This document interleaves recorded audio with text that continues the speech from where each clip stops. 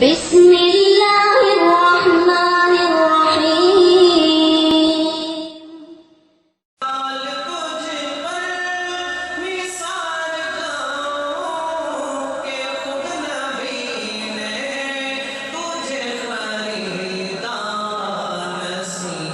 ہم خطاب نہیں کرتے نہ خدا کے خطاب کو نقل کرتے ہیں. جب ہم نماز میں کہتے ہیں السلام علیکم ایھا النبی، ہم نبی کو خطاب نہیں کرتے. جو خدا نے عرش پہ کیا تھا اس خطاب کو نقل کرتے ہیں. اور جب اذان سے پہلے تو الصلاۃ والسلام علیک یا رسول اللہ کہتا ہے تو نبی کو خطاب کرتا ہے. ہم خطاب نہیں کرتے، خدا کے خطاب کو نقل کرتے ہیں. دور سے بڑے کو خطاب کرنا اور ہوتا ہے اور بڑے کے خطاب کو نقل کرنا اور ہوتا ہے. الحمد لله نحمده ونستعينه ونستغفره ونؤمن به ونتوكل عليه ونعوذ بالله من شرور أنفسنا ومن سيئات أعمالنا. من يهده الله فلا مضل له ومن يضلل فلا هادي له. ونشهد أن لا إله إلا الله وحده لا شريك له ونشهد أن سيدنا ومولانا محمدا عبده ورسوله.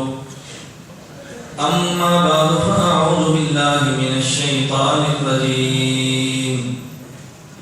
بسم الله الرحمن الرحيم. محمد رسول الله.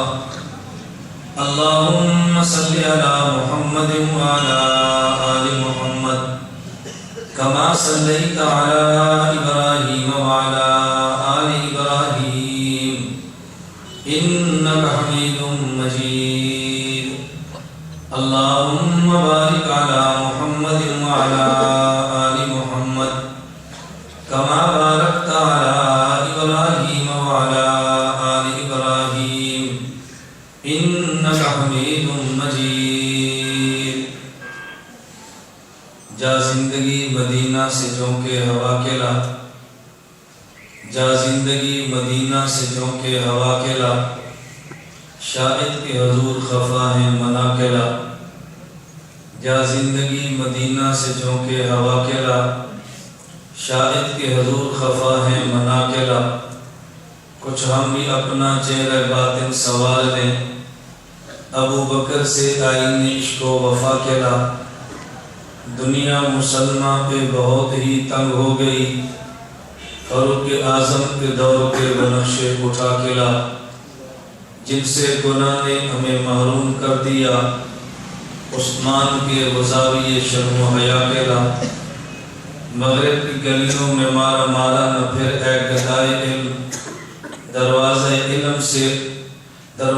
علم سے گدا جا کے لا. نام محمد سے دلوں کو سرور ملتا ہے، نام محمد سے دلوں کو سرور ملتا ہے. نگاہ فکر کو تازہ شعور ملتا ہے.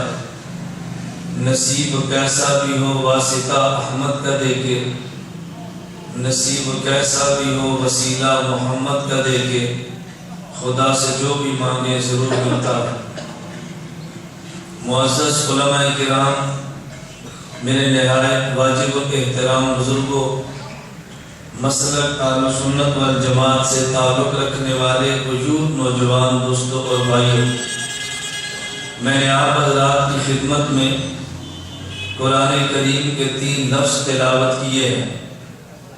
محمد رسول اللہ، جس کا معنی بڑا واضح ہے کہ حضرت محمد صلی اللہ علیہ وسلم اللہ کے رسول ہیں. اور میں نے ان 3 الفاظ میں سے لفظ رسول پر آپ کی خدمت میں اپنی معروضات پیش کرنی. اگر لفظ رسول کا مفہوم صحیح معنوں میں میں سمجھا سکا یا رسول کا صحیح مطلب آپ سمجھے تو ہمارے بہت سارے نہیں بلکہ تمام عقائد اور نظریات کی اصلاح ہوگی. ہمارے بہت سارے احباب آیات کا ترجمہ ٹھیک کرتے ہیں لیکن آیات کا مطلب غلط بیان کرتے ہیں۔ بہت سارے احباب احادیث کا ترجمہ ٹھیک کرتے ہیں لیکن احادیث کا مطلب غلط بیان کرتے ہیں۔ اللہ رب العزت نے ہمارے پیغمبر حضرت محمد صلی اللہ علیہ وسلم کو رسول کا لقب دے کر بھیجا ہے۔ حضرت آدم سے لے کے عیسیٰ علیہ السلام جس قدر انبیاء علیہ السلام اس دنیا میں آئے، اللہ رب العزت نے ان انبیاء میں سے کسی نبی اور رسول کو رسول اللہ کا لقب دے کر نہیں بھیجا۔ حالانکہ آدم، حضرت نوح، حضرت ابراہیم، حضرت موسیٰ، حضرت عیسیٰ اور بہت سارے انبیاء وہ ہیں جن کو رسول بنا کر بھیجا، لیکن اللہ نے ان کو رسول کا لقب دے کر نہیں بھیجا۔ تلک الرسل فضلنا بعضهم علی بعض، یہ آیت بتا رہی ہے کہ رسول ایک نہیں کئی تھے، لیکن جس قدر آپ اپنی اسلامی تاریخ کا مطالعہ فرمائیں تو آپ کو کسی نبی کے کلمے میں رسول اللہ کا اگر لقب نظر آئے گا تو صرف آپ کو اپنے نبی کے ساتھ نظر آئے گا، کسی اور نبی کے ساتھ رسول اللہ کا لفظ نہیں۔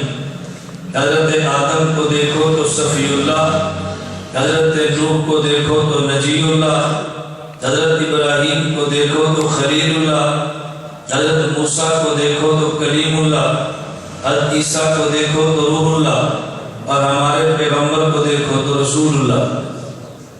یہ رسول کا لقب انہیں ملا، باقی انبیاء کو لقب کیوں نہیں ملا؟ یہ ایک مستقل بحث ہے اور میں ہلکے اشارے اس طرف ضرور کروں گا۔ اصل جو میں نے عقیدہ اہل سنت کے عنوان پہ بات کرنی ہے، میں اس کے لیے تمہید باندھ رہا ہوں تاکہ یہ بات آپ کے ذہن میں بیٹھے۔ ایک ایک نظریے اور ایک ایک عقیدے پہ مفصل دلائل ایک مجلس میں ممکن نہیں، لیکن عقائد کی ہلکی سی فہرست اور عقائد کے ہمارے ماخذ، اس کو آدمی ایک چھوٹی نشست میں گنوا سکتا ہے، تفصیل سے بیان نہیں کر سکتا۔ میں نے عرض کیا کہ آیت کے الفاظ میں تلاوت کیے، محمد الرسول اللہ، حضرت محمد صلی اللہ علیہ وسلم اللہ کے رسول، اللہ کے پیغمبر ہیں۔ حضرت محمد خدا کے پیغمبر اور خدا کے رسول ہیں۔ میں بات یہ کہہ رہا تھا، کبھی لوگ ترجمہ ٹھیک کرتے ہیں اور مطلب غلط بیان کرتے ہیں۔ ہمارا عقیدہ ہے اللہ کی ذات ہر جگہ پہ موجود ہے اور ہمارے پیغمبر کی ذات مدینہ منورہ میں موجود ہے۔ اللہ کی ذات ہر جگہ پہ موجود اور اللہ کے پیغمبر کی ذات مدینہ منورہ میں موجود۔ ایک طبقہ آپ کو وہ بھی ملے گا کہ جو اللہ کی ذات کے بارے میں شکوک و شبہات میں مبتلا ہے، اور ایک طبقہ تمہیں وہ ملے گا جو خود پیغمبر کی ذات کے بارے میں شکوک و شبہات میں مبتلا ہے۔ میں اس پر بحث نہیں کر رہا اللہ کی ذات موجود ہے یا موجود نہیں، کیونکہ ہمارے ملک میں ہمارا عموماً تقابل داخلی فکروں کے ساتھ ہے۔ ہماری عموماً جنگ ان سے ہے کہ جو مسلمان ہیں یا نہیں، اس سے بحث نہیں، لیکن وہ خود کو مسلمان کہتے ہیں۔ اہل سنت والجماعت ہیں یا نہیں، لیکن خود کو اہل سنت والجماعت کہتے ہیں۔ آپ کو کوئی ایسا شخص نہیں ملے گا جو خود کو مسلمان بھی کہے اور اللہ کے وجود کا قائل نہ ہو، خود کو مسلمان بھی کہے اور خدا ایک نہیں زائد مانتا ہو۔ جو مسلمان خود کو کہتا ہے وہ خدا کے وجود کو مانتا ہے اور ایک خدا کو مانتا ہے، لیکن بحث پہلے یہ چل پڑتی ہے اللہ کی ذات کے بارے میں۔ ایک طبقہ آپ کو یہ ملے گا اسی ملک میں کہ جس کا نظریہ یہ ہوگا کہ اللہ کی ذات ہر جگہ پہ نہیں، اللہ کی ذات عرش پر ہے، اور تمہیں ایک طبقہ وہ ملے گا جو یہ کہے گا اللہ کی ذات بھی ہر جگہ پر ہے۔ اللہ کا نبی بھی ہر جگہ پر ہے، تو جس نے ہر جگہ پہ نہیں مانا اس نے خدا کو بھی نہیں مانا، اور جس نے ہر جگہ پہ مانا ہے اس نے خدا کے نبی کو بھی ہر جگہ پہ مانا ہے۔ جو خدا کو ہر جگہ پہ نہ مانے اسے ملحد کہتے ہیں، اور جو خدا کے نبی کو بھی ہر جگہ پہ مانے اسے مبتدع کہتے ہیں۔ دین کے ثابت شدہ مسئلے کا انکار کر دینا اسے الحاد کہتے ہیں۔ غیر ثابت شدہ مسئلے کو مان لینا اسے بدعت کہتے ہیں۔ تو جس نے ہر جگہ پہ ہونے والے عقیدے کا انکار کیا یہ ملحد بنا ہے، اور جس نے پیغمبر کے ہر جگہ ہونے کا اقرار کیا یہ مبتدع بنا ہے۔ ایک وہ جو خدا کو ہر جگہ پہ نہیں مانتا، اور ایک وہ جو خدا کے ساتھ نبی کو بھی ہر جگہ پہ مانتا ہے۔ جو یہ کہے گا خدا ہر جگہ پہ ہے، اللہ عرش پہ ہے، کوئی دلیل وہ بھی دے گا، اور جو کہے گا نبی ہر جگہ پر ہے کوئی دلیل وہ بھی دے گا۔ اہل سنت والجماعت دیوبند کا نظریہ ہے اللہ ہر جگہ پہ موجود ہے، اللہ کے پیغمبر ہر جگہ پہ نہیں، اللہ کے نبی مدینہ منورہ روضہ اطہر اپنی قبر مبارک میں موجود ہے۔ جس شخص نے یہ کہا کہ خدا ہر جگہ پہ موجود نہیں عرش پہ موجود ہے وہ دلیل کوئی مضبوط دے نہیں سکا۔ میں نے کہا میں ایک مسئلے پہ مفصل دلائل نہیں دیتا، لیکن اس کے جو شبہات پیش کرتے ہیں اس کا رد کروں گا تاکہ آپ کے ذہن میں بیٹھے ہمارا عقیدہ کتنا پختہ اور کتنا مضبوط ہے۔ جس بندے نے کہا اللہ کی ذات عرش پہ ہے، دلیل اس نے دی ہے یا دلیل میں شبہ پیش کیا ہے؟ اللہ کی ذات عرش پہ موجود، ان سے پوچھو تم خدا کو عرش پہ کیوں مانتے ہو، اللہ کو ہر جگہ پہ کیوں نہیں مانتے؟ وہ آپ سے کہے گا اگر اللہ کی ذات ہر جگہ پر ہے تو معراج کی رات نبی کریم صلی اللہ علیہ وسلم اللہ سے گفتگو کرنے کے لیے کہاں گئے تھے؟ آپ نے کہنا عرش پہ گئے تھے۔ وہ کہتا ہے جب خدا عرش پہ نہیں تو حضور گفتگو کرنے کے لیے عرش پہ کیوں گئے ہیں؟ نبی کا گفتگو کرنے کے لیے عرش پہ جانا اس بات کی دلیل ہے کہ اللہ کی ذات عرش پہ ہے۔ میں نے کہا تمہاری دلیل کی بنیاد پہ اگر خدا کو عرش پہ مان لیں تو ایک دوسرا انسان کہہ دے گا کہ اللہ کی ذات تو طور پر ہے۔ ہم پوچھیں کہ تمہاری دلیل کیا ہے؟ وہ کہے گا جب موسیٰ علیہ السلام نے اللہ سے بات کرنی تھی تو موسیٰ علیہ السلام کہاں گئے تھے؟ آپ نے کہنا کوہ طور پہ گئے تھے۔ تو وہ کہے گا جب اللہ کوہ طور پہ نہیں ہے تو موسیٰ علیہ السلام گفتگو کرنے کے لیے کوہ طور پہ کیوں گئے تھے؟ وہ موسیٰ علیہ السلام کو کوہ طور پہ جانا دلیل بنا لے گا خدا کے طور پہ ہونے کی۔ میں نے کہا تیسرا بندہ کہہ دے گا کہ نہیں اللہ کی ذات کرم کی اس مسجد میں، کیا نام ہے اس کا؟ مسجد پیر صاحب، مسجد پیر صاحب، چلو شکر ہے ہم پیر ماننے والوں کے پاس تو آئے ہیں۔ اچھا عجیب بات ہے ہم ایک پیر مانے تو گلا ہے اور وہ 5 پیر مانے تو بھی ٹھیک ہے، نہیں سمجھے؟ ہم ایک پیر مانے تو شرک ہے اور وہ 5 پیر مانے تو امام ہے۔ میں نے کہا ایک پیر کو ماننا اگر شرک ہے تو 5 پیر تو پھر بڑا شرک ہوگا۔ اگر ایک پیر کو ماننا کفر ہے تو 5 پیر تو بڑا کفر ہوگا۔ کہتا نہیں ہماری مطلب اور ہے۔ میں نے کہا ہماری مطلب یہ اور ہے، اپنا اپنا مطلب چھیڑو، توجہ رکھنا۔ وہ کہتا ہے کہ اللہ کی ذات ہر جگہ پہ، اللہ کی ذات عرش پہ، دلیل کیا دی؟ نبی گفتگو کرنے کے لیے عرش پہ گئے ہیں۔ میں نے کہا جو بندہ کہے گا خدا کوہ طور پر ہے، دلیل کیا ہے کہ اللہ سے گفتگو کرنے کے لیے موسیٰ کلیم کوہ طور پہ گئے ہیں۔ تیسرا بندہ کہے گا نہیں خدا جامع مسجد پیر صاحب کرک میں ہے۔ ہم نے پوچھا تیری دلیل کیا ہے؟ کہتا ہے جب اللہ سے بات کرنی ہو تو بندہ نماز کی نیت باندھتا ہے، اور جب نماز پڑھنی ہو تو بندہ مسجد میں آتا ہے۔ اگر اللہ مسجد میں نہیں تھا تو بتاؤ بات کس سے کی ہے؟ اس سے پتا چلا خدا یہاں پہ رہتا ہے۔ میں نے کہا جواب تو کیا دے گا؟ تیرے پاس ان دونوں کا جواب نہیں ہے، لیکن دیوبند والوں کے پاس جواب موجود ہے۔ ہم نے کہا خدا ہر جگہ پہ رہتا ہے، باقی تیری دلیل یہ تھی کہ اگر ہر جگہ پہ ہے نبی گفتگو کرنے کے لیے عرش پہ کیوں گئے ہیں؟ میں نے کہا خدا ہر جگہ پر ہے، لیکن اس بندے سے گفتگو کہاں کرنی ہے؟ اللہ جگہ کے انتخاب کے لیے بندے کی حیثیت کو دیکھتے ہیں۔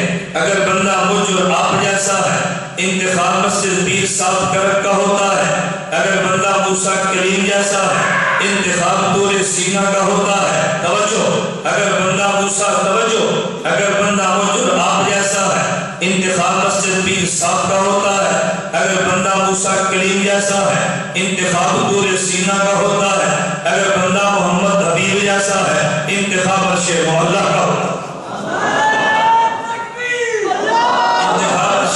توجہ، آپ نے میرے بیان میں نعرے نہیں مارنے، کیونکہ ہمارا جلسہ خطیب کا نہیں ہے، ہمارا جلسہ وکیل کا ہے۔ خطیب کے جلسے میں شور ہوتا ہے اور وکیل کے جلسے میں خاموشی ہوتی ہے۔ خطیب شور میں خوش ہوتا ہے اور وکیل خاموشی پر خوش ہوتا ہے۔ میں آپ کے مسئلے کی خطابت نہیں کرتا، میں آپ کے مسئلے کی وکالت کرتا ہوں۔ وکیل کو عدالت میں سنانا چاہیے تاکہ اپنے دلائل پیش کرے۔ میں نے کہا توجہ رکھنا، جیسا بندہ ہو اللہ گفتگو کرنے کے لیے ویسی جگہ کا انتخاب کرتے ہیں۔ اس لیے ہم نے کہا خدا عرش پر نہیں ہر جگہ پر ہے۔ کوئی اور دلیل ہے تو پیش کرو۔ کہا اللہ کی ذات ہر جگہ پر نہیں عرش پر ہے، ادھر دیکھو۔ تو بہت سادے آدمی ہو، میں اتنی دور سے آیا مجھے نہیں دیکھتے اور کوئی تمہارے شہر میں پھر ان کو دیکھتے ہو۔ ایک بار آپ سارے دیکھ لو تاکہ آپ میں شوق ہوا۔ میں ان بات پر غصے نہیں ہوتا، وکیل کا کیا کام ہے ناراض ہونا؟ اگر وکیل ہی کے چہرے پر 12 بجنے شروع ہو جائیں تو جج کے عدالت کے 2 بجے تو وکیل تو پریشان ہوگا۔ میں کبھی بھی غصے نہیں ہوتا بیان میں نا، کبھی بھی، لیکن سمجھاتا ضرور ہوں کہ میں نے آپ کو بیان سمجھانا ہے۔ میری آپ کی پہلی ملاقات ہے، کرک کا ہمارا پہلا جلسہ ہے، آپ حضرات براہ راست مجھے پہلی بار سن رہے ہیں تو ایک دوسرے کے مزاج کو سمجھنے میں دیر تو لگ جاتی ہے نا، تو مزاج سمجھ لیں تو ناراض نہیں ہوتے۔ میں صرف سمجھاتا ہوں، آپ توجہ رکھیں۔ ہاں اگر کوئی بندہ ہے اور آپ کو دیکھنے کو دل کرے، ایک آدمی انگلی کھڑی کرو، میں سمجھوں کہ آپ کے دیکھنے کو دل کرتا ہے، ہم اپنا بیان روک دیں گے، آپ دیکھ لو۔ ہم نے آپ سے لڑنا نہیں ہے، ہم نے اپنی بات سمجھانی ہے۔ اللہ میں بات سمجھنے کی توفیق عطا فرمائے۔ میں نے کہا اور دلیل دو۔ عقیدہ اور سنت پہ بات چل رہی ہے، عنوان کیا ہے؟ عقیدہ اور سنت، بات اس پہ چلی ہے۔ کہا جی اور دلیل دو۔ کہتے ہیں اللہ کی ذات ہر جگہ پر ہے۔ میں نے کہا جی ہاں۔ کہتے ہیں اس پہ اشکال ہوگا۔ میں نے کہا شوق سے کرو، اشکال تمہارے ذمہ ہے، جواب ہمارے ذمہ ہے۔ پھر اشکال ہمارے ذمہ ہوگا، جواب تمہارے ذمہ ہوگا۔ کیا جی ہمارا اعتراض یہ ہے اگر اللہ کو ہر جگہ پہ مانو تو بتاؤ کیا اللہ بیت الخلاء میں بھی ہے؟ کیا اللہ لیٹرین میں بھی ہے؟ یہ وہ غیر ملحدین اہل حدیثوں کے اعتراضات وہ ہے جو ان کی کتابوں میں درج ہے۔ آئیے عقیدہ سیکھیے، طالب العلم پروفیسر کی کتاب ہے، اس میں لکھا ہے اللہ ہر جگہ پر ہے، تو کیا اللہ سینمے میں بھی ہے؟ یہ تو بات جو نہیں لکھ سکتے تھے وہ کہتا ہے اللہ ہر جگہ پر ہے۔ میں نے کہا جی ہاں۔ کہتے ہیں کیا خدا پھر بیت الخلاء میں بھی ہے؟ میں نے رات مفصل اس پہ گفتگو کی تھی لاچی کوہاٹ میں، ایک اصول پہ میں نے گھنٹہ سمجھایا۔ میں نے کہا میرا ایک اصول ذہن نشین فرما رہے ہیں، کبھی سوال کا جواب ہوتا ہے اور کبھی سوال پر سوال کا جواب ہوتا ہے۔ اصول سمجھے؟ کبھی سوال کا جواب ہوتا ہے اور کبھی سوال پر سوال کا جواب ہوتا ہے۔ میں نے کہا سوال کرو، اصول ذہن میں رکھیں۔ مجھے ایک طالب علم کہنے لگا آپ کہتے ہیں میں علماء دیوبند کی علوم کا ناقل ہوں، میں محقق نہیں ہوں، تو یہ اصول کس نے لکھا ہے؟ میں نے کہا بہت ساری کتابوں میں لکھا ہے، آپ پڑھتے بھی ہیں لیکن آپ کی توجہ نہیں جاتی۔ آپ جب کتب میں پڑھیں تو آپ کسی سوال کا جواب دیتے وقت سنتے ہیں استاد کہتا ہے اس سوال کے 2 جواب ہیں، ایک جواب تحقیقی اور ایک جواب الزامی۔ سوال کا جواب ہوتا ہے، یہ جواب تحقیقی ہے۔ سوال پر سوال کا جواب ہوتا ہے، یہ جواب الزامی ہے۔ لکھا ہوا ہے کہ نہیں؟ تو میں اپنی بات کو نہیں کہتا نا، میں جو بات کو کتابوں میں درج ہوئی، میں اپنے اکابر علماء دیوبند کی تحقیقات کو پیش کرتا ہوں۔ میں نے کہا توجہ رکھنا۔ اس نے پوچھا کیا اللہ لیٹرین میں بھی ہے؟ آپ نے فوراً یہ نہیں کہنا ہے، نہ کہنا نہیں۔ کیوں؟ اگر کہہ دیں گے نہیں تو دعویٰ ہر جگہ پہ ہونے کا ٹوٹ جائے گا۔ اگر اگر کہہ دیں کہ ہے تو ہمارے اوپر فتویٰ لگ جائے گا کہ دیوبند والے کتنے گستاخ ہیں، یہ اللہ کو بیت الخلاء میں کہتے ہیں۔ بعض باتیں وہ ہوتی ہیں، حکیم الامت مولانا اشرف علی تھانوی رحمۃ اللہ علیہ نے لکھا ہے، بعض باتیں وہ ہوتی ہیں آدمی اس کو اجمالاً اپنی زبان سے کہہ سکتا ہے، تفصیلاً اپنی زبان سے نہیں کہہ سکتا۔ اجمالاً اپنی زبان سے کہہ سکتا ہے، تفصیلاً اپنی زبان سے۔ بتاؤ انسان کا خالق کون ہے؟ کون ہے؟ اللہ۔ آپ کہہ سکتے ہیں کہ اس کے سر کو بھی خدا نے بنایا، آنکھ کو بھی خدا نے بنایا، ایک ایک عضو گنوا سکتے ہیں، ایک ایک عضو گنوا سکتے ہیں کہ یہ بھی خدا نے پیدا کیا، یہ بھی، حالانکہ پیدا تو خدا نے کیا۔ آپ اجمالاً تو کہہ سکتے ہیں لیکن تفصیلاً اس کو گنوا نہیں سکتے۔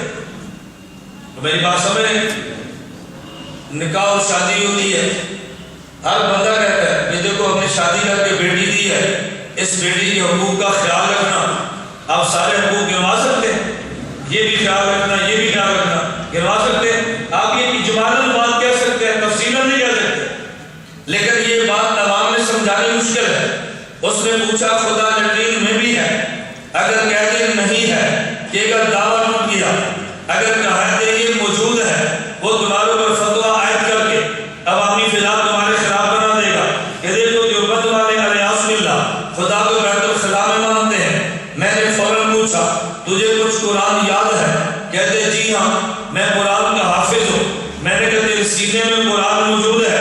مجھے کہتے ہیں نہیں۔ میں نے اس کا مطلب یہ ہے کہ تو پلے درجے کا پکا اور تھکا ہے، مقلد ہے۔ مجھے کہتے ہیں کیا مطلب؟ میں نے کہا جتنا بڑا بد دماغ، جتنا بڑا بے وقوف ہو، اتنا بڑا غیر مقلد ہوتا ہے۔ کہتے ہیں کیا مطلب؟ میں نے کہا میں نے تم سے پوچھا قرآن کے تم حافظ ہو؟ تم نے کہا جی حافظ ہو۔ میں نے پوچھا سینے میں موجود ہے؟ تو نے کہا موجود نہیں ہے۔ میں پوچھتا ہوں قرآن سینے میں محفوظ نہیں ہے تو بندہ حافظ بنتا کیسے ہے؟ تیرے سینے میں قرآن محفوظ ہے، کہتا ہے یہ محفوظ ہے۔ میں نے کہا میں نے پوچھا موجود ہے؟ تو نے کہا موجود نہیں ہے۔ میں نے پوچھا محفوظ ہے؟ تو نے کہا محفوظ ہے۔ یہ کتنی بڑی بے وقوفی ہے، کوئی بندہ کہے کہ میری جیب میں پیسے موجود تو نہیں ہے لیکن محفوظ ہے، میرے گھر میں گندم موجود تو نہیں ہے لیکن محفوظ ہے، میرے گھر میں گندم موجود تو نہیں ہے لیکن محفوظ موجود نہ ہو، محفوظ کو ہو، کتنی بڑی بے وقوفی ہے۔ اب بتا تیرے سینے میں قرآن موجود ہے؟ مجھے کہتے ہیں موجود ہے۔ میں نے کہا اچھا آگے چلیں، جب تم بیت الخلاء میں جاتے ہو تو قرآن کو لے کر جانا جائز ہے؟ کہتے ہیں قرآن کو بیت الخلاء میں لے کر جانا یہ جائز نہیں، حرام ہے۔ میں نے کہا جب تم بیت الخلاء میں جاتے ہو سینہ پھاڑ کے قرآن باہر رکھ کے پھر بیت الخلاء میں جاتے ہو، تمہارے سینے میں قرآن موجود بھی ہے، بیت الخلاء میں تم نے جانا بھی ہے اور قرآن کو بیت الخلاء میں لے کر جانا ناجائز بھی ہے، تو سینہ پھاڑ کے قرآن باہر رکھ کے تم پھر بیت الخلاء میں جاتے ہو؟ مجھے کہتے ہیں جی نہیں۔ میں نے کہا پھر جواب دو۔ کہتا ہے میرے سینے میں قرآن موجود ہے لیکن وجود و جسم سے پاک ہے۔ میں نے کہا اللہ بھی ہر جگہ موجود ہے مگر وجود و جسم سے پاک ہے، مگر وجود و جسم سے پاک ہے۔ جیسے سینے میں قرآن موجود ہوتا ہے بندہ بیت الخلاء میں بھی جاتا ہے، کیونکہ جسم والا قرآن سینے میں نہیں ہے، یہ جو مصحف جسم والا ہے اس کو بیت الخلاء میں لے کر جانا ناجائز ہے، لیکن سینے میں قرآن بلا جسم ہے۔ خدا ہر جگہ پہ موجود بلا جسم، خدا ہر جگہ پہ موجود بلا جسم ہے۔ میں نے کہا اور کچھ شبہ پیش کرو، تم سے جواب نہیں بنے گا، لیکن عقیدہ اہل سنت کے عنوان پہ تو نے دو شبہ پیش کیے، ہم نے دونوں کو توڑ دیا۔ میں نے کہا عقلی شبہ تو نے پیش کیا، ہم نے توڑا ہے، ایک عقلی شبہ میں پیش کرتا ہوں، اس کو تم توڑ دو۔ ہم تم سے پوچھیں گے بتاؤ اللہ کہاں پر ہے؟ غیر مقلد کہے گا اللہ عرش پہ ہے، اس سے تو فوراً بول جب اللہ عرش پہ ہے، اللہ خالق ہے اور عرش مخلوق ہے، خالق ازل سے ہے، مخلوق ازل سے نہیں ہے۔ اب تو دو نے اللہ کو عرش پہ مانا ہے، جب عرش نہیں تھا اللہ پھر کہاں تھا؟ نہیں سمجھا؟ جب عرش نہیں تھا تو اللہ، بھائی اللہ خالق ہے اور عرش مخلوق ہے، خالق ازل سے ہے، مخلوق ازل سے نہیں، تو جب عرش نہیں تھا تو خدا کہاں تھا؟ یہ جواب تو نے دینا ہے، ہم نے جواب نہیں دینا، ہم تو ہر جگہ پہ وجود بلا جسم مانتے ہیں۔ میں نے کہا نمبر 2 سوال، تو نے خدا کو عرش پہ مانا ہے، توجہ، تو نے خدا کو عرش پہ مانا ہے، اللہ خالق غیر محدود ہے اور عرش مخلوق محدود ہے، تو جب تو نے عرش عرش پہ خدا کو مانا، تو یہ بتا کیا غیر محدود محدود میں سما سکتا ہے؟ کیا غیر محدود محدود میں سما سکتا ہے؟ نمبر 3، تو نے خدا کو عرش پہ مانا، اس کا معنی یہ ہے کہ تو نے خدا کو مکین مانا ہے، عرش کو تو نے مکان مانا ہے، رہنے والے کو مکین کہتے ہیں، رہنے کی جگہ کو مکان کہتے ہیں، اور یہ عقلی ضابطہ ہے، مکان ہمیشہ مکین سے بڑا ہوتا ہے، مکان بڑا ہوگا تبھی تو مکین اندر آتا ہے، اگر مکان چھوٹا ہو مکین اوپر آ نہیں سکتا۔ تو نے خدا کو عرش پہ مانا، اس کا مطلب یہ ہے تو نے خدا کو مکین مانا اور عرش کو مکان مانا، مکان مکین سے بڑا ہوتا ہے، اس کا معنی یہ ہوگا عرش خدا سے بڑا ہے، تو تیرا یہ عقیدہ اللہ اکبر کہا گیا، تیرا عقیدہ اللہ اکبر کہا گیا۔ میں نے کہا تم جواب دو، تمہارے شبے کو ہم نے توڑا ہے، ہمارے اپنے اشکالات کو تم توڑو، یہ تم سے ٹوٹتے نہیں ہے۔ تو میں نے کہا ایک طبقہ وہ تھا کہ جس نے یہ کہا کہ دیکھو اللہ عرش پر ہے، جو بد والوں نے کہا اللہ عرش پہ نہیں، اللہ بولو اللہ ہر جگہ پہ ہے۔ ایک اور آ گیا، اس نے کہا جی نہیں اللہ عرش پہ، اللہ تو ہر جگہ پہ ہے، لیکن اللہ کا نبی بھی ہر جگہ پر ہے۔ میں نے کہا تیری دلیل کیا ہے؟ اس نے کہا جی محمد الرسول اللہ، یہی میری دلیل ہے۔ تم کلمہ پڑھتے ہو؟ میں نے کہا جی پڑھتے ہیں۔ کون سا کلمہ؟ لا الہ الا اللہ محمد الرسول اللہ۔ ترجمہ کرو۔ میں نے کہا ترجمہ، اللہ کے علاوہ کوئی معبود نہیں، حضرت محمد صلی اللہ علیہ وسلم اللہ کے رسول ہیں۔ مجھے کہتے ہیں، میں نے کہا جی ہیں، تو کہتا ہے پھر ہر جگہ پہ ہوئے نا محمد الرسول اللہ۔ آپ نے کہا محمد اللہ کے رسول ہیں، آپ نے یہاں کلمہ پڑھا، آپ نے کہا ہے، سرگودے والا وہاں پڑھتا ہے وہ بھی کہتا ہے، پشاور والا وہاں پڑھتا ہے وہ بھی کہتا ہے، تو رسول ہر جگہ پہ ہوئے نا۔ دیکھو کلمہ بتا رہا ہے اللہ کے نبی ہر جگہ پر ہے۔ میں نے کہا مجھے یہ بتاؤ تمہارے ابا جی کہاں رہتے ہیں؟ مجھے کہتے ہیں میرے ابا جی وہ تو سعودیہ رہتے ہیں۔ میں نے کہا اچھا مجھے یہ بتاؤ تمہارے ابا جی ہیں یا نہیں؟ کہتے ابا جی ہیں۔ میں نے کہا کہاں پہ؟ کہتے سعودیہ میں۔ میں نے کہا پھر تو نے یہاں ہے کیوں کہا؟ نہیں سمجھے؟ ابو جی کہاں پر ہیں؟ سعودیہ میں۔ تو میں نے پوچھا ابو جی ہیں؟ تو نے کہا جی ابو جی ہیں۔ میں نے کہا زندہ یا مردہ؟ تو کہتے ہیں زندہ ہے۔ ابو جی زندہ ہیں۔ میں نے کہا کہاں پر؟ کہتے سعودیہ۔ تو میں نے کہا وہ سعودیہ میں، اور تو یہاں کہتے ہیں وہ سعودیہ میں ہوں، پھر بھی تو یہاں کہتے ہیں۔ میں نے کہا اچھا مجھے دوسری بات بتا، میں تجھ سے پوچھتا ہوں یہ بتاؤ کہ جو تمہارا کعبہ ہے، توجہ، خانہ کعبہ یہ ہے؟ مجھے کہتے جی بالکل ہے۔ میں نے کہا کعبہ یہاں پر ہے یا مکہ میں؟ مجھے کہتے جی مکہ میں۔ میں نے کہا پھر تو نے یہاں کیوں کہا کہ کعبہ ہے؟ مثلا میں تجھ سے پوچھتا ہوں، میں نے تجھ سے پوچھا کہ محمد رسول اللہ کا مطلب، میں نے کہا محمد اللہ کے رسول ہے۔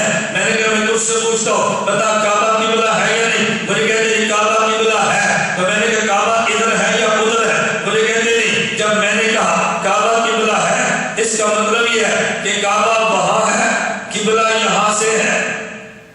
توجہ، کیا کہنے لگا؟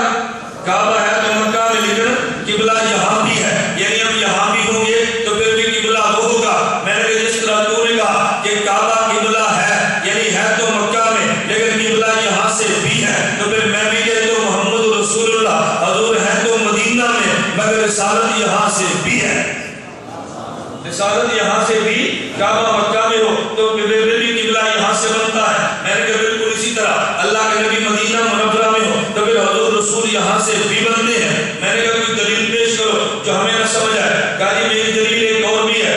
میں نے کہا کون سی دلیل؟ کہتے ہیں قرآن کریم میں ہے وَمَا أَرْسَلْنَاكَ إِلَّا رَحْمَةً لِلْعَالَمِينَ۔ توجہ رکھنا، وَمَا أَرْسَلْنَاكَ إِلَّا رَحْمَةً لِلْعَالَمِينَ، یہ میری دلیل ہے کہ اللہ کے نبی ہر جگہ پر ہے۔ میں نے کہا دلیل کیسے ہے؟ کہتے ہیں حضور اللہ کے نبی اللہ کی رحمت ہے۔ میں نے کہا جی ہاں۔ کہتے ہیں رحمت ہر جگہ پہ؟ میں نے کہا جی ہاں۔ کہتے ہیں نبی ہر جگہ پہ؟ شکرہ کبرا بنا، یہ تو مولوی بیٹھے ہیں نا۔ کیا کہتے ہیں؟ اللہ کے نبی خدا کی رحمت، رحمت ہر جگہ پہ تو نبی ہر جگہ پہ۔ سمجھ رہے ہیں نا؟ شکل رابع بن گئی۔ اس نے کہا جی دیکھو اللہ کے نبی خدا کی رحمت، رحمت ہر جگہ پہ تو نبی ہر جگہ پہ۔ دیکھو میں نے کہا اگر یہ دلیل تیری ہے تو پھر ہم بھی دلیل قرآن سے پوچھیں گے۔ میں نے کہا مجھے بتا سورج ہر جگہ پہ؟ کہتے جی نہیں۔ میں نے کہا تیری دلیل کے مطابق قرآن کہتے ہیں سورج ہر جگہ پہ، کہتے جی کہاں لکھا ہے؟ میں نے کہا قرآن کریم میں ہے هو الذی جعل توجہ رکھنا، هو الذی جعل الشمس ضیاء، خدا نے سورج کو روشنی بنایا، روشنی ہر جگہ پہ، سورج ہر جگہ پہ۔ اللہ کے نبی خدا کی رحمت، رحمت ہر جگہ پہ، تو نبی ہر جگہ پہ۔ خدا نے سورج کو روشنی بنایا، والذی جعل الشمس ضیاء، سورج کی روشنی ہر جگہ، نہ سورج روشنی ہر جگہ پہ، تو سورج ہر جگہ پہ۔ میں نے کہا اگر تیری دلیل کو مانے تو پھر تو سورج بھی ہر جگہ پہ۔ مجھے کہتے جی نہیں، سورج تو آسمان پر ہے، سورج کی روشنی ہر جگہ پر ہے۔ میں نے کہا نبی تو مدینہ منورہ میں ہے، نبی کی رحمت ہر جگہ پہ۔ سورج آسمان پر ہے اور سورج کی روشنی ہر جگہ پہ۔ میں نے کہا حضور مدینہ منورہ میں ہے اور پیغمبر کا فیض، پیغمبر کی رحمت ہر جگہ پہ۔ میں نے کہا کہ وہ دلیل پیش کرو جو ہم سے پوچھے نا، یہ کام تم سمجھ لو ہے جی، میرے پاس ایک دلیل اور بھی ہے۔ میں نے کہا وہ کون سی؟ کہتا حدیث مبارک میں ہے، اس سے پتہ چلتا ہے کہ اللہ کے نبی ہر جگہ پر ہے۔ دلیل کون سی ہے؟ کہتے ہیں قبر میں فرشتہ سوال کرتا ہے من ربوں کا، تیرا رب کون ہے؟ من ربوں کا، تیرا رب کون ہے؟ پھر سوال کرتا ہے من نبیوں کا، بتا تیرا نبی کون ہے؟ اور صحیح بخاری میں روایت موجود ہے، فرشتہ کہتے ہیں ما تقول فی ھذا الرجل محمد، ما تقول فی ھذا الرجل، کہتے ہیں بخاری کے الفاظ تو یہ ہے ما تقول فی ھذا الرجل، اس شخص کے بارے میں تم کیا کہتے ہو؟ بندہ فوت ہونے والا، یہ کرب میں ہے، قبرستان دیکھو تو قبر کرب میں ہے، منکر نکیر کرب میں قبرستان میں آیا ہے، اور نبی پاک مدینہ منورہ میں ہے، اور فرشتہ کہتے ہیں ما تقول فی ھذا، ان کے بارے میں تو کیا کہتا ہے؟ اگر حضور یہاں نہیں تھے تو فرشتے نے ما تقول فی ھذا کیوں کہا؟ ہم اردو میں ھذا کہتے ہیں، اردو میں یہ کہتے ہیں، تو عربی میں ھذا کہتے ہیں۔ کہتے ہیں ھذا اس وقت بولتے ہیں کہ جب کوئی بندہ موجود اور قریب ہو، اگر موجود اور قریب نہ ہو تو پھر ھذا نہیں بولتے، پھر ذالک بولتے ہیں۔ اگر اللہ کے نبی مدینہ ہے، قبر میں نہیں آتے تو فرشتے کو ما تقول فی ھذا نہیں کہنا چاہیے، فرشتہ کہ ما تقول فی ذالک، سوال سمجھے؟ فرشتہ کہ ما تقول فی ذالک، تو پھر ذالک کہے نا، پھر ھذا کیوں کہتا ہے؟ اس سے پتہ چلا کہ نبی قبر میں ہے۔ میں نے کہا اچھا قرآن کریم سے دیکھو، ابراہیم علیہ السلام نے جب نمرود کی قوم کو سمجھایا، وہ سورج کی پوجا کرتے تھے، ستاروں کی پوجا کرتے، چاند کو پوجتے تھے۔ ابراہیم علیہ السلام نے قرآن کہتا ہے فلما رأى الشمس بازغة قال هذا، تو سورج ادھر ہے یا ادھر ہے؟ سورج یہ ہے یا وہ ہے؟ بولنا وہ ہے، تو پھر ذالک کا کہنا چاہیے تھا نا، پھر ھذا کیوں کہا؟ فلما رأى القمر بازغا قال ھذا، میں نے ابراہیم نے ھذا کیوں فرمایا؟ تو تیری دلیل کو مانے، تو نے کہا حضور اگر دور ہوتے تو فرشتہ ما تقول فی ذالک کہتا، حضور قبر میں آئے ہیں تبھی تو ما تقول فی ھذا کہتا ہے۔ میں نے کہا آسمان سے سورج تھا، وہ نیچے تو نہیں تھا، پھر بھی ھذا ہے، وہ چاند تو آسمان پہ ہے، نیچے تو نہیں ہے، پھر بھی ھذا ہے۔ ہمارے اور چاند کے درمیان کروڑوں کلومیٹروں کا فاصلہ ہے، تو تب بھی ھذا کہا۔ اس کو تم نے ھذا کہنے پہ تجھے شبہ تھا، میں نے کہا پتہ چلا اگر قریب ہو تب بھی ھذا کہہ لیتے ہیں، اگر دور ہو تو تب بھی ھذا کہہ لیتے ہیں۔ میں علماء کے لیے تو اگر چیز دور ہو تو پھر بھی ھذا کہو، حالانکہ چیز دور ہو تو ھذا کی بجائے ذالک کہنا چاہیے۔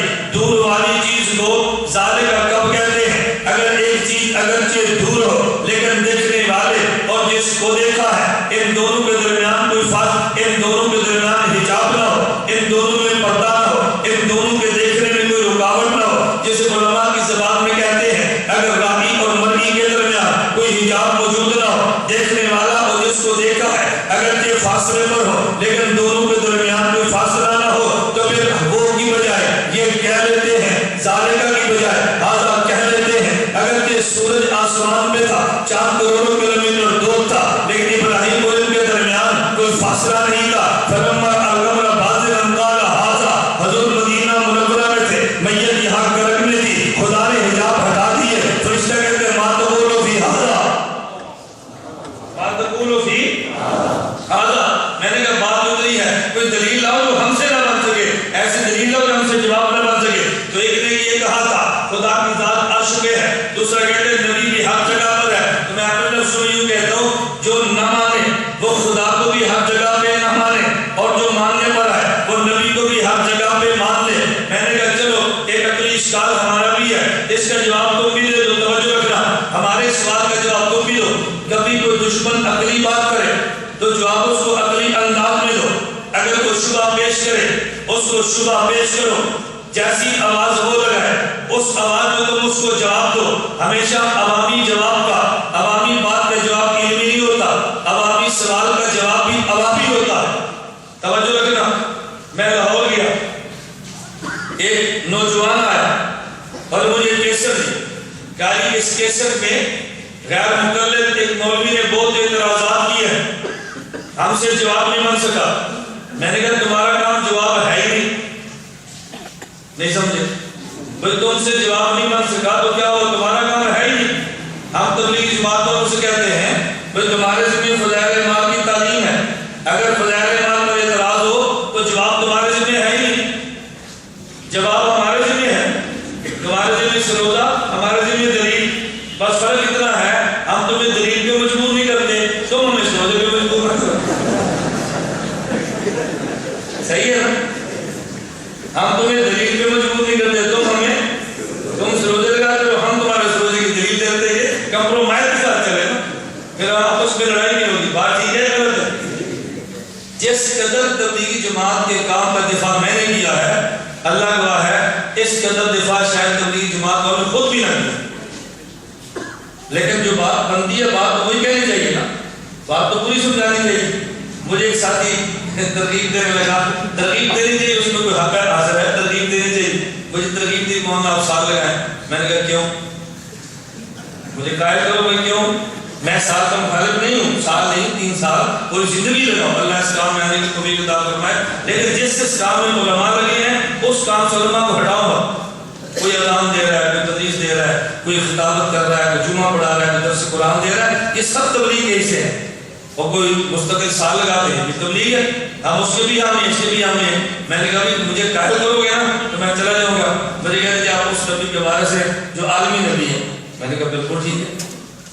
پھر کیا ہوا, کہتے جب عالمی نبی کے بارے سے پورے عالم میں جانا چاہیے. میں نے کہا جس نبی کے بارے سے وہ پورے عالم میں گئے تھے,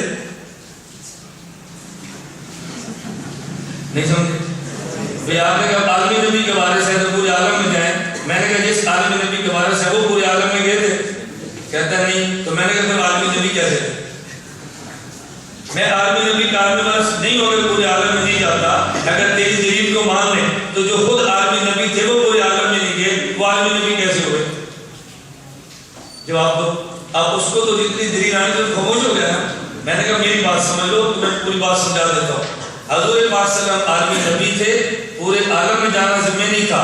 حضور خود آئے, شاگرد تیار کیے, وہ پورے عالم میں گئے. یہ عالمی نبی کا معنی ہے خود جائے یا نمائندہ بھیجے. میں نے کہا عالمی نبی کی ترتیب یہ ہے کہ شیخ بیٹھ جائے, شاگرد تیار کرے, ان کو دنیا میں بھیج دے. یہ عالمی نبی کا صحیح تعلیم ہے. یہ غلط ہے یا ٹھیک ہے؟ لیکن جو جا رہے ہیں وہ بھی ہمارے, ہمیں کوئی اعتراض نہیں ہے. ہم کہتے ہیں جو جاتے ہیں وہ ہمارے, اور جو نہ جائیں تو انہیں وہ یہ بھی ہمارے. پھر کبھی بھی اختلاف نہیں ہوگا, کبھی بھی لڑائی نہیں ہوگا. جب الیکشن آ جائے ہم سب جمعیت میں, پرائیویٹ کے اجتماع آ جائے ہم سب تبلیغ والے ہیں, کبھی کرنٹ مناظرہ ہو جائے آپ سب ہمارے ساتھ ہیں. کوئی لڑائی ہوگی, کوئی لڑائی نہیں. جو موسم کی عبادت ہے, میں ساتھ کہتا ہوں الیکشن کے دنوں میں خدا گواہ ہے, یہ بہت بڑی عبادت ہے. اپنے صحیح ووٹ کے استعمال کر کے اپنا نمائندہ اسمبلی میں بھیجو. یہ تمہیں اس وقت سمجھ آئے جب اسمبلی میں تمہارا کوئی نمائندہ نہ ہو اور 100% فیصلے تمہارے خلاف. اب جو کہ ہمارے حضرات وہاں بیٹھے ہوتے ہیں, مجھے ایک بہت اچھی طرح بات یاد آتی ہے. میں سیاسی نہیں ہوں, میں سیاسی باتیں کروں, لیکن جامعہ شریف 1.5 سال قبل ایک بڑا مفصل اجتماع تھا. پنجاب کے 170 علماء کو جمع کیا. مولانا فضل الرحمان صاحب بھی تھے, مولانا سمیع الحق صاحب بھی تھے, مولانا سلیم اللہ خان صاحب بھی تھے. یہ تینوں حضرات بیٹھے تھے اور 170 علماء پنجاب کے نمائندہ اجتماع میں جمع تھے. اس میں بات چلی تو مولانا فضل الرحمان صاحب کو عجیب بات فرمائی. فرمانے لگے میں یہ نہیں کہتا کہ میں نے اسلام کو نافذ کر دیا ہے, لیکن میں یہ ضرور کہتا ہوں کہ میں کفر کے راستے میں دیوار بنا. میں یہ نہیں کہتا کہ میں نے اسلام کو نافذ کر دیا ہے, لیکن یہ ضرور کہتا ہوں میں راستے میں دیوار بناؤں. میں نہ بولتا تو شاید کفر نہ ہوتا. اور اس پر ایک بہت بہترین بات مفتی محمود رحمۃ اللہ فرماتے تھے، ہم سے کسی نے پوچھا کہ تم نے پاکستان کا 73 کا آئین بنا کے کون سا اسلام نافذ کیا؟ فرمایا میں یہ تو نہیں کہتا یہ آئین پورا قرآن ہے، لیکن یہ ضرور کہتا ہوں اس آئین کے ہوتے ہوئے قرآن نافذ کرنا چاہو تمہارا راستے پر رکاوٹ ہوئی۔ میں نے اتنا آئین کو مسلمان کر دیا ہے کہ تمہارے نفاذ اسلام کے راستے میں یہ رکاوٹ نہیں بنے گا۔ یہ کتنی بڑی بات ہے۔ میں یہ بات اس لیے کہتی ہوں بس اوقات ہم کم عقلی کی وجہ سے باہمی خانہ جنگی میں شکار ہوتے ہیں اور دشمن ہمارا تماشے دیکھتا رہتا ہے۔ جن دنوں میں مجلس عمل کی حکومت تھی، میرا علی پور مانسر کے علاقے جلسے میں تھے تو مجھے بات سے چٹے دیتے ہر جگہ پہ، چٹے ہمارے یہاں بھی خلاف شروع ہو گئی، ان میں کون سا اسلام نافذ کیا، کون سا دین دیا۔ میں نے کہا یار میں صفائی نہیں دیتا، میں ایک مثال کے طور پہ کہتا ہوں اسلام بھی نافذ نہیں کیا، دین بھی نافذ نہیں کیا، کچھ بھی نافذ نہیں کیا، تمہیں اعتراض کیا ہے تم بتاؤ۔ کہتے ہیں ایم بی اے بنا پہلے سائیکل تب گاڑی آ گئی، ایم اے بنا پہلے کچھ نہیں تب بجارو آ گئی۔ میں نے کہا یہ نہ بنتا تو پہلے پھر قوم پرست بنتا، گاڑی اس کو ملتی، یہ نہ بنتا کوئی کنجر بنتا، وہ شراب خانے بناتا۔ ٹھیک ہے میں نے مانا تجھے کچھ نہیں دیا، یہ تو کیا کہ وہ گاڑی جو اس کو ملنی چاہیے تھی اس کی وجہ عالم کو دے دی تو فائدہ پھر بھی ہوا نہیں سمجھے؟ اس میں کیا تکلیف ہے؟ فرق صرف اتنا ہے کہ دشمن کے پاس جہاز ہو ہمیں تکلیف نہیں ہوتی، اپنے پاس گاڑی بھی ہو ہمیں تکلیف ہوتی ہے۔ حالانکہ دشمن کے جہاز پر پریشان ہونا چاہیے اور اپنوں کے پاس نعمت دے کر خوش ہونا چاہیے۔ اللہ کا ہم جب اپنے علماء کے دیکھتے ہیں نا پروٹوکول اعزاز ہمارا دل ٹھنڈا ہوتا ہے، الحمدللہ ہمارے علماء جا رہے ہیں۔ جب بتاؤ یا کوئی بددین بندہ جائے اور اس کے استقبال ہو تکلیف ہوتی ہے کہ نہیں؟ اور جب عالم ہو تو پھر خوشی ہونی چاہیے۔ ہم اس میں پریشان ہوتے ہیں عالم کے استقبال کے۔ میں ایک جگہ پر گیا جب سے مندارہ لگا آیا شیر آیا، ایک ساتھ نے دی یہ کہاں سے ثابت ہے؟ میں نے کہا میں گدڑوں والے کام کرتا ہوں شیروں والے، کہتے شیروں والے۔ میں نے کہا پھر لگاؤ نا شیرا بھائی جب کام شیروں والے تو پھر شیر آیا، پریشانی کیا ہے؟ بس کیوں نعرہ لگا ہے، بس یہ پریشانی۔ حضرت مولانا کی مکتب دامت برکات جو میرے شیخ ہیں ملتان تشریف لائے، پرانی بات ہے، انہوں نے شعر پڑھا، ان کی عادت تھی، فرماتے اختر کا شعر، ان کی عادت تھی چونکہ نام اختر تھا اپنا شعر، فرماتے اختر کا شعر، یہ اختر کا شعر ہے۔ ایک مول صاحب سے نہیں برداشت ہوا، کھڑا ہوا، کہتا ہے کیوں کہتے ہیں اختر کا شعر ہے؟ کہتے ہیں پھر کیا کروں تیرا شعر ہے؟ جب ہے یہ اختر کہتے ہیں پھر میں کیا کروں گا بتاؤ؟ لوگ اقبال کا شعر کہیں ہمیں پریشانی نہیں ہے اور ہمارا عالم اپنا نام لے کر کے کہتے ہیں ریاکار ہے۔ اللہ نے بات سمجھنے کی توفیق عطا فرمائے، بات تنبیہ ہوگی۔ میں آپ سے کہہ رہا تھا توجہ رکھنا، میں عقیدہ اور سنت میں بات کر رہا تھا کہ جو ماننے پر نہیں آیا اس نے خدا کو بھی ہر جگہ پہ نہیں مانا، اور جو ماننے پر آیا اس نے بولو نبی کو بھی ہر جگہ پہ۔ میں ان کے شبہات کو صاف کرتے ہوئے کہہ رہا تھا، مجھے ایک شخص نے کیسر دی کیا یہ غیر مقلد آیا، اس نے مولانا صاحب بہت اہم دلیل دی ہے، ہم سے جواب نہیں بنا۔ میں نے کہا تمہارے ذمہ جواب نہیں ہے، جواب ہمارے ذمہ ہے۔ اور میرے کرم کے دوستوں اس بات کو یاد رکھ لو، اگر تمہیں مخالف کی سی ڈی ملے خود سننے کی بجائے ہمیں دینا، مخالف کی کتاب ہے خود پڑھنے کی بجائے ہمیں دینا، کبھی گمراہی نہیں پھیلے گی۔ ہم نے اپنے موضوع کو پڑھا نہیں ہوتا، مخالف کو سن لیتے ہیں تو ذہن بدل جاتا ہے۔ ہم نے اپنا عقیدہ پڑھا نہیں ہوتا، مخالف کی کتاب دیکھ لیتے ہیں، ذہن بدل جاتا ہے۔ یہی تو دنیا میں آج ذاکر نائک کی وجہ سے تماشا بنا ہے کہ لوگوں نے اپنے علماء کو اگر چینل پر ہے کالی نہیں آنا چاہیے، اگر سی ڈی بنی کالی نہیں بننی چاہیے، اگر عالم میدان میں اترا کیا تمہیں میڈیا پر نہیں آنا چاہیے۔ اور جب ذاکر نائک آیا تو پھر پریشان بھی ہوتے ہیں، اور یہ ذاکر نائک آ گیا ہمارے حالات بدل گئے، نوجوان کا نظریہ بدل گیا۔ میں نے کہا جب میڈیا پر وہ آئے گا تو قوم اسے سنے گی، اور جب میڈیا پر ہم آئیں گے تو قوم ہمیں سنے گی۔ ہمیں تم آنے نہیں دیتے، جب وہ آتا ہے پھر پریشان ہوتے ہو، یا پریشان ہونا چھوڑ دو اور یا پھر ہمارے میڈیا کو برداشت کرو۔ ایک نوجوان نے مجھے انگلینڈ سے فون پہ بات ہوئی، مجھے کہنے لگا جاوید غامدی بہت بڑا فتنہ ہے۔ میں نے ایسے اس کو مذاق کے طور پہ اور بات سمجھانے کے لیے کہا، میں نے کہا اتنا بڑا فتنہ تو نہیں ہے جو تو نے سمجھا ہے۔ مجھے کہتے ہیں کیوں نہیں ہے، وہ بہت بڑا فتنہ ہے۔ میں نے کہا مجھے بتا جاوید غامدی کو علماء سنتے ہیں؟ مجھے کہتا ہے نہیں۔ میں نے کہا جاوید غامدی کو پرائیویٹ کی تبلیغی جماعت والے سنتے ہیں؟ مجھے کہتے ہیں نہیں۔ میں نے کہا جاوید غامدی کو دینی مدارس سے طلباء سنتے ہیں؟ مجھے کہتے ہیں نہیں۔ میں نے کہا جاوید غامدی کو مجھے پتا یہ خانقاہ کا مرید سنتا ہے؟ مجھے کہتا ہے نہیں۔ میں نے کہا جاوید غامدی کو سنتا کون ہے؟ مجھے وہ کہنے لگا وہ بندہ جو مسجد میں نہیں آیا، وہ بندہ جو خانقاہ کا مرید نہیں ہے، وہ بندہ جو پرائیویٹ کا تبلیغی جماعت کا نہیں ہے، وہ جاوید غامدی کو سنتا ہے۔ میں نے کہا مسجد میں بیٹھ کے؟ مجھے کہتے ہیں گھر میں بیٹھ کے۔ میں نے کہا وہ سن کیسے لیتا ہے؟ جاوید غامدی تو لاہور میں رہتا ہے، اس نے کیسے سنا؟ کہتے ہیں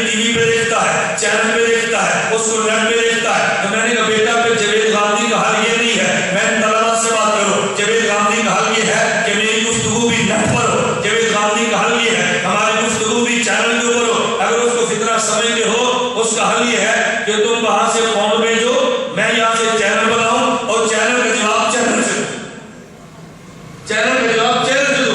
کہتے ہیں یہ تو جائز نہیں ہے۔ میں نے کہا پریشان کیوں ہے؟ پھر پریشان کیوں ہے؟ بتاؤ ذاکر نائک کو سننے والا کبھی ذاکر نائک کی مسجد میں تصویر آپ نے دیکھی؟ کون سنتے ہیں؟ نیٹ والے، ویڈیو والے، کیبل والے، چینل والے، ٹی وی والے، وہی سنتے ہیں۔ تو جب وہاں ذاکر نائک چلے گا لوگ اسے سنیں گے، اور جب ہماری سی ڈی چلے گی تو لوگ ہمیں سنیں گے۔ ذہن بدل جائے گا نا۔ ذاکر نائک کسی وجہ سے چلا، علم اس کے پاس نہیں ہے، عقل اس کے پاس نہیں ہے، خدا گواہ ہے۔ آپ اس کے نظریات کے بھی سنو نا، آپ کو تعجب ہو۔ ذاکر نائک گفتگو کر رہا تھا کس پہ؟ تقابل ادیان میں، تقابل ادیان میں۔ اب گفتگو ہو رہی ہے کہ ہمارے پیغمبر صلی اللہ علیہ وسلم کی صداقت پہ، اور کہتے ہیں حضور کی صداقت پہ ساری آسمانی کتابیں گواہ ہیں، جیسے انجیل، جیسے زبور، جیسے تورات، جیسے گرنتھ، جیسے وید، یہ ساری آسمانی کتابیں حضور کی صداقت پہ گواہ ہیں۔ لوگ بڑے خوش ہوئے کہ دیکھو ذاکر نائک نے حضور کی صداقت کو گرنتھ اور وید سے ثابت کر دیا۔ میں نے کہا تم بات کو سمجھے نہیں ہو۔ اگر اس نے نبی کی صداقت پہ گرنتھ اور وید سے حضور کی صداقت کو ثابت کیا ہے تو اس نے گرنتھ اور وید کو آسمانی کتاب بھی تو مانا ہے۔ نہیں سمجھے؟ اگر گرنتھ حضور کی صداقت ثابت کی ہے تو گرنتھ کو آسمانی کتاب بھی تو مان دیا ہے نا۔ وہ جرم تمہیں نظر نہیں آیا، یہ خوبی نظر آ گئی، آسمان حضور کی اس نے صداقت کو گرنتھ سے ثابت کر دیا۔ کس قدر تعجب کی بات ہے۔ ابھی دسمبر کی بات ہے، دسمبر کے درمیانی حصے میں شارجہ میں تھا، ایک ساتھی سے عنوان پہ بات چل پڑی، مجھے وہ کہنے لگا کہ ذاکر نائک تو بہت بڑا عالم ہے۔ میں نے کہا بہت بڑا تو بات کا ہے، پہلے اس پہ بات کریں کہ ذاکر نائک عالم بھی ہے کہ نہیں۔ مجھے کہتے ہیں وہ عالم نہیں ہے۔ میں نے کہا عالم کون ہوتا ہے؟ کہتے سے قرآن حدیث آتا ہو۔ میں نے کہا کبھی آج تک تم نے ذاکر کی 3 گھنٹے کی تقریر کے دوران کبھی تم نے 2 آیتیں بھی سنی ہوں کہ ذاکر نائک نے پڑھی ہے؟ کہتے ہیں ہاں۔ میں نے کہا کھول کے دیکھنا، میں نے ذاکر نائک کو سنا ہے، کبھی تم نے آیات سنی ہے؟ کہتے جی نہیں۔ میں نے کہا وہ کیا کرتا ہے؟ کہتے آیت کا نمبر بیان کر کے ترجمہ پڑھتا ہے۔ میں نے کہا جب ترجمہ کرتا ہے آیت کیوں نہیں پڑھتا؟ کہتے حافظ نہیں ہوگا۔ میں نے کہا چلو نہیں ہوگا، اوپر دیکھ کے پڑھ لے۔ کہتے شاید اوپر دیکھ کے نہ پڑھو۔ میں نے کہا عالم کیسا ہے؟ نہیں سمجھا؟ جو قرآن کے الفاظ بھی نہیں پڑھ سکتا، مجھے بتاؤ عالم کیسے ہوا؟ میں نے کہا عالم ماننا مشکل ہے، تو بڑا عالم کہتا ہے۔ کہتے ہیں پھر بھی اس کی تحقیقات تو بہت ہے۔ میں نے کہا تحقیقات میں پیش کرتا ہوں ذاکر نائک کی، عمل اس پہ تو کرنا۔ کہتے ہیں وہ کیسے؟ میں نے کہا ذاکر نائک سے بندہ مسئلہ پوچھتا ہے کہ یہ مچھلی تو کھاتے ہیں لیکن کچرے مینڈل کا کیا حکم ہے؟ ذاکر نائک نے کہا قرآن کریم کہتا ہے لحمن طریہ، گوشت فریش ہونا چاہیے، خواہ مچھلی کا ہو خواہ مینڈل کا ہو۔ میں نے کہا بناؤ کب آپ کھاؤ؟ اب کراہت، میں نے کہا کراہت کس بات کی؟ تحقیق ہے اس کی، کرو اس کے عمل۔ اب چپ ہو گیا۔ میں نے کہا مجھے بتا، ایک مرد کی 4 بیویاں ہوں، یہ بے حیائی کی بات ہے یا حیا کی؟ مجھے کہتے ہیں حیا کی۔ میں نے کہا عورت کے 2 مرد ہوں، پھر کہتے ہیں یہ بے حیائی کی ہے۔ میں نے کہا ذاکر نائک کا نظریہ پیش کروں، کہتے ہیں کریں۔ میں نے کہا اسلام میں حقوق نسواں ذاکر نائک کی کتاب ہے۔ ایک لڑکی نے مسئلہ پوچھا، مرد فوت ہو کے جنت میں جائے گا، کیا ملے گا؟ ذاکر نائک کہتے ہیں جنت کی بنی عورت ملے گی جسے حور کہتے ہیں۔ اس لڑکی نے پوچھا عورت جنت میں جائے گی، کیا ملے گا؟ کہتے ہیں جنت کا بنا مرد ملے گا جسے حور کہتے ہیں۔ جسے کیا کہتے ہیں؟ آپ بتاؤ، آپ شادی شدہ جنت میں جائیں آپ کو حوریں ملیں، یہ بات تو سمجھ آتی ہے۔ آپ کی بیوی جنت میں جائے اس کو آپ بھی ملیں، شاید حورا بھی ملے، آپ برداشت کریں گے؟ ذاکر نائک کہتے ہیں ملے گا۔ پھر ایسا کم عقل ہے، آپ اس کی دلیل دیں گے تو سن کر چلنا، سن کر۔ ذاکر نائک نے دلیل کیا دی؟ کہتے ہیں حور احور کی جمع ہے۔ حور کس کی جمع ہے؟ فور افر کی جمع ہے۔ کہتے ہیں حور احور کی جمع ہے، اور احور افر کا وزن عام ہے جو مؤنث مذکر سب کے لیے استعمال ہوتا ہے۔ مجھے بتاؤ یہ حور احور کی جمع ہے یا حور حورا کی جمع ہے؟ فولا کی جمع ہے نا، افر کی تو نہیں ہے۔ یہ ذاکر نائک لغت بیان کر رہا ہے۔ چلو لغت ختم ہوگی، اب قرآن شروع ہوا۔ کہتے ہیں قرآن کریم میں ہے وَكَذَلِكَ زَوَّجْنَاهُمْ بِحُورٍ عِينٍ، یا اللہ نے حور کو عام بیان کیا ہے جو مؤنث مذکر سب کو شامل ہے۔ میں نے کہا حورن کو تو عام بیان کیا ہوگا، یہ ہم کو بھی عام بیان کیا؟ نہیں سمجھ۔ زَوَّجْنَاهُمْ، ہم کا نکاح جس حور سے ہوگا وہ مؤنث ہوگی یا مذکر ہوگی؟ کہتے ہیں عام ہے، حور بالکل عام ہے، مذکر مؤنث دونوں کو کہتے ہیں۔ دلیل کہتے ہیں قرآن کریم میں ہے حور مقصورات یہ وہ عام ہے. میں نے کہا وہ کسی مقصورات ہو رہا ہے, یہ خیمے بند مرد ہوتا ہے عورت ہوتی ہے, پردے میں کس کو رکھنا ہے؟ جام ہے, اس کا علم دیکھا, یہ داخلہ ہے کہ علم چاہتا ہے. عورت ووٹ کاسٹ کر سکتی ہے, کہا جی بالکل, اس پر بحث نہیں, عورت ووٹ دے سکتی ہے نہیں. ذاکر نائک کی دلیل سنو, کہتے ہیں بالکل قرآن کی سورہ ممتحنہ آیت نمبر 8 وہ گنتی کرتا ہے, وہ کہتے ہیں بہت بڑا مولوی ہے. کہا جی یا ایھا النبی اذا جاءک المؤمنات یباینک, کہتے ہیں اس دور میں عورتیں آتی اور حضور کے ہاتھ پر بیعت کر دی, جسے ہم ووٹ کہتے ہیں, اس دور میں اس کو بیعت کہتے تھے. دیکھو قرآن سے ثابت ہے کہ ووٹیں حضور کے دور میں ہوتی تھی, قرآن بتا رہا ہے. اب بتاؤ یہ کس قدر الہاد اور بے دینی کی باتیں ہیں, لیکن نہیں پتا کیونکہ میڈیا میں آ گیا, دنیا نے سن لیا. اگر ہم میڈیا پر آ جاتے تو نظریات بدل جاتے کہ نہیں بدلتے. اور ہم نے الحمدللہ جس حد تک ہمارے بس میں ہے ہم نے اس پر کوشش کی ہے. آپ حضرات جائیں نیٹ پہ کھولیں ahnamedia.com, یہ آج بیان کے کارڈ ہو رہے ہیں, ابھی بیان, آج کا بیان انشاءاللہ اب ہفتے بعد نیٹ کھولیں گے تو نیٹ پہ موجود ہوگا. 2 دن تو مجھے جانے میں لگتے ہیں نا, یہاں تو بجلی نہیں کہ میں یہاں سے اپلوڈ کر دوں اور لاہور اس کو ترتیب بنا کے فوراً چڑھا دیں. ہمارے پنجاب میں آج بیان کیا شام نیٹ پہ ہوتا ہے, آج بیان کیا 6 دن بعد آپ کی طرف کا بیان انشاءاللہ نیٹ پر اپلوڈ ہوگا. چاہے تو یوٹیوب میں دیکھ لیں, گوگل میں ریاض محمد کے نام کی سرچ کریں تب دیکھ لیں, اور چاہے تو ahnamedia.com پر دیکھیں. یہ بیان یہاں پر ہے اور کچھ دنوں بعد ہزاروں آدمی دنیا میں اس کو دیکھ رہے ہوں گے انشاءاللہ. ہمارے پاس میں ہے, ہم وہ تو محنت کرتے ہیں جہاں تک ہمارے پاس میں ہے. اللہ میں بات سمجھنے کی توفیق دے. لاہور ہم نے اسٹوڈیو تعمیر شروع کر دی ہے, 3 منزلہ مکان اس کو بن گیا ہے. ایک ہی کیمرہ 2.5 لاکھ کا آتا ہے. ہمارے پاس مالی وسائل کم ہیں, لیکن ہم نے طے کیا انشاءاللہ اسٹوڈیو بنا کے ریکارڈنگ شروع کریں گے. ڈیٹا جمع ہوگا, چینل کے اللہ پیسے دے کر اعلان کر دیں گے, نہیں ہوگا تو پھر یوٹیوب ٹی وی بنا کے ہم سارے بیانات کو اپلوڈ کریں گے. بخاری پوری ہے, مسلم پوری ہے, درس قرآن مکمل ہے, جس حد تک ممکن وہ عام کریں گے. آپ بتاؤ میڈیا پر آ کر بھی ہمیں اپنی خدمات کو پیش کرنا چاہیے کہ نہیں؟ آپ کہہ دو کہ نہیں ہم نے پھر بھی کرنی ہے, یہ نہیں کہ آپ کی تائید کریں گے ہم نے کرتی ہے, یہ کوئی موٹے کی تو نہیں ہے نا. ہم تو کہتے ہیں کہ اللہ کرے آپ کا ذہن بنے, اللہ میں بات سمجھنے کی توفیق عطا فرمائے. بات لمبی کو بات سمجھتا ہوں, توجہ رکھنا. میں بتا یہ رہا تھا کہ جیسی دلیل پیش کرے ایسا اس کو جواب پیش کرے, توجہ رکھنا. غیر مقلد نے مجھے بیان دیا, کہا جی استاد جی بیان سنو. میں نے کہا سناؤ. غیر مقلد کیا ہے, ادھر دیکھو. غیر مقلد کہتا ہے کہ سینہ پاک ہے, زیر ناف جگہ ناپاک ہے. غیر مقلد کہتا ہے سینہ پاک ہے, زیر ناف جگہ ناپاک ہے. پاک جگہ پہ ہاتھ باندھو, مسلک اہل حدیث بنتا ہے. ناپاک جگہ پہ ہاتھ باندھو, مسلک احناف بنتا ہے. دلیل دیکھی, پاک جگہ پہ ہاتھ باندھو تو مسلک اہل حدیث بنتا ہے, ناپاک جگہ پہ ہاتھ باندھو تو مسلک احناف بنتا ہے. کہتے ہیں دیکھو ہم پاک ہیں, ہمارا مسلک بھی پاک ہے. اب عوام میں سے بڑی متاثر ہوتی ہے کہ بہت بڑی بات کی ہے, عالم سے پوچھے گا اس کا فن نہیں ہے, مسئلہ حل نہیں ہوگا. مجھے کیسر دی رات کو میں بیان کے اندر تذکرہ کیا, میں نے کہا توجہ رکھو. غیر مقلد کہہ رہا تھا کہ سینہ پاک ہے اور زیر ناف جگہ ناپاک ہے. میں اس کی بات مان کر آگے چلتا ہوں, اس بات کو چھوڑ دیں, ناپاک ہے یا نہیں اس بات کو چھوڑیں. نبی پاک صلی اللہ علیہ وسلم سے ایک صحابی نے پوچھے یا رسول اللہ آدمی شرکا ناپاک ہے, پر میں فقطہ ہوں امکان نجسم, فقطہ ہوں امکان, میں اس بحث میں آتے ہی میں اس کی بات مان کے کرتا ہوں. مان لیا بھائی. میں نے کہا چاہیے بتاؤ, ایک ہے دائیں ہاتھ اور ایک ہے بایاں ہاتھ. ہم بھی دائیں ہاتھ کو بائیں پہ رکھتے ہیں اور غیر مقلد بھی دائیں ہاتھ کو بائیں پہ رکھتا ہے. بات سمجھ آ رہی؟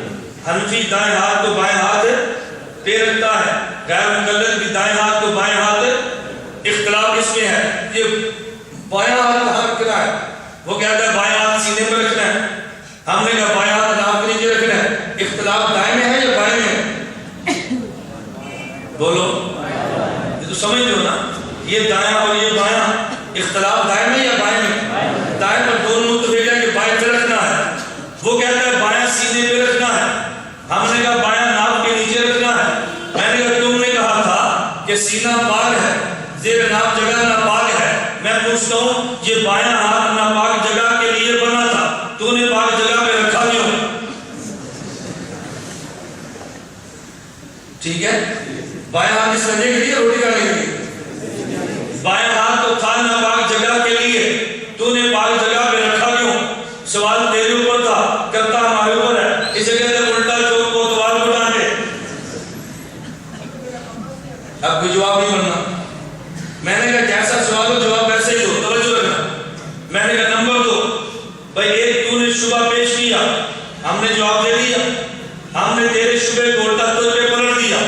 میں نے کہا اشکال مجھے بھی ہے, اس کا جواب تم دو. تم نے خود کہا کہ یہ زیر ناف جگہ ناپاک ہے اور سینہ پاک ہے, تو پھر میرا سوال یہ ہے, میں تیرے لہجے میں بات کروں گا. اگر پاک داڑھی کو پاک جگہ تک رکھے تو مسئلہ کے حناف بنتا ہے, اور پاک داڑھی کو ناپاک جگہ تک لے کر جائیں تو مسئلہ کے اہل حدیث بنتا ہے.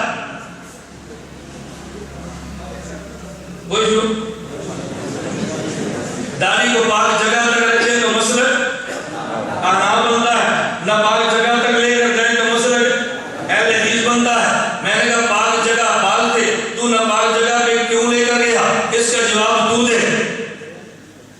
پھر کہتے ہیں بڑی سخت تبدیل ہوئی ہے. میں نے کہا سخت کیا ہوئی ہے, جیسا تم نے بات کیا ہم نے ویسا سوال کر دی. میں نے مثال اس پہ دی ہے کہ جس انداز میں دشمن کا لہجہ ہو اسی انداز میں جواب دے دے. وہ قرآن پیش کرتا ہے تو جواب دے, حدیث پیش کرتا ہے جواب حدیث سے دے, ڈکوسلے پیش کرتا ہے ڈکوسلوں کو توڑ دے. میں بات یہ سمجھا رہا تھا عقیدہ اہل سنت کے عنوان پہ. ہمارا عقیدہ یہ تھا اللہ کی ذات بولو نا ہر جگہ پہ, پیغمبر کی ذات مدینہ منورہ میں. میں اس پہ جملہ کہنے لگا تھا, جس نے نہیں مانا اس نے خدا کو بھی ہر جگہ پہ نہیں مانا, ملحد بنا ہے. اور جس نے ہر جگہ پہ مانا اس نے نبی کو بھی مانا تو مبتدع بنا ہے. اس نے سوال کیے, ہم نے جواب دیے. ملحد پہ ہمارے سوال بھی تھے, وہ جواب دے. مبتدع نے سوال کیے, ہم نے جواب دیے. مبتدع سے ہم نے کہتے ہیں اس پر بھی ایک سوال نوٹ کر لو. میں کہتا ہوں تم نے کہا نبی ہر جگہ پہ ہے, پھر ہمارا سوال یہ ہے کبھی تم کہتے ہو کہ حضور اعلان نبوت کرنے کے لیے پہاڑی کے اوپر گئے تھے, جب وہاں پہ موجود تھے تو پہاڑی پہ گئے کیوں تھے. کبھی تم کہتے ہو حضور طائف کی وادی میں دعوت دینے کے لیے گئے تھے, پیغمبر کے پاس سے خون نکلا, جب طائف میں پہلے موجود تھے نبی وہاں کیوں گئے تھے. تم نے کہا نبی نے ہجرت کی, نبی مکہ سے مدینہ گئے. میں نے کہا جب ہر جگہ پہ تھے تو نبی مکہ سے مدینہ کیوں گئے تھے. تم نے کہا خیبر اور خندق میں گئے. میں نے کہا جب ہر جگہ پہ موجود تھے نبی خیبر خندق اور تبوک میں کیوں گئے تھے. پھر میں یوں کہوں گا ہمارے سوال کو بھی جواب ہے, ہمارے سوال کو ذہن نشین کرو. میں کہتا ہوں جو ہر جگہ پہ ہوتا ہے وہ آتا اور جاتا نہیں ہے, جو آتا اور جاتا ہے وہ ہر جگہ پہ ہوتا نہیں ہے. جو ہر جگہ پہ ہوتا ہے وہ آتا اور جاتا نہیں ہے, اور جو آتا اور جاتا ہے وہ ہر جگہ پہ ہوتا نہیں ہے. ایک ہوتا توجہ. چلیے میں تھوڑا سا آگے چلتا ہوں. یہ تو میں نے خدا کی ذات کے بارے میں عرض کیا. آگے چلے, جب ہم نے کہا پیغمبر کی ذات مدینہ منورہ میں ہے, اس پر پھر بحث چلی ہے. ایک اور طبقہ گیا, اس نے کہا پیغمبر کے روزے پہ جا کے صلات پڑھو. پیغمبر پھر بھی نہیں سنتے, جہاں کرک سے پڑھو, پیغمبر تک تب بھی نہیں پہنچتی. ایک اور آ گیا, اس نے کہا نہیں, اگر پیغمبر کے روزے پہ پڑھو صلات تب بھی وہ سنتے ہیں, یا کرک میں پڑھو حضور صلات تب بھی سنتے ہیں.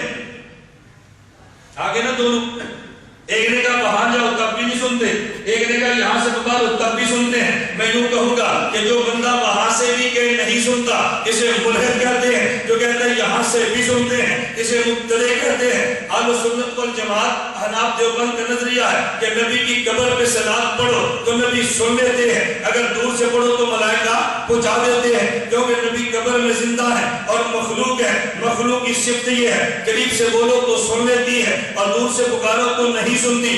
اس لیے ہم نے کہا اللہ کے نبی صلی اللہ علیہ وسلم قبر مبارک میں زندہ ہے, وہاں پڑھو تو خود سنیں گے, یہاں سے پڑھو تو فرشتے پہنچائیں گے.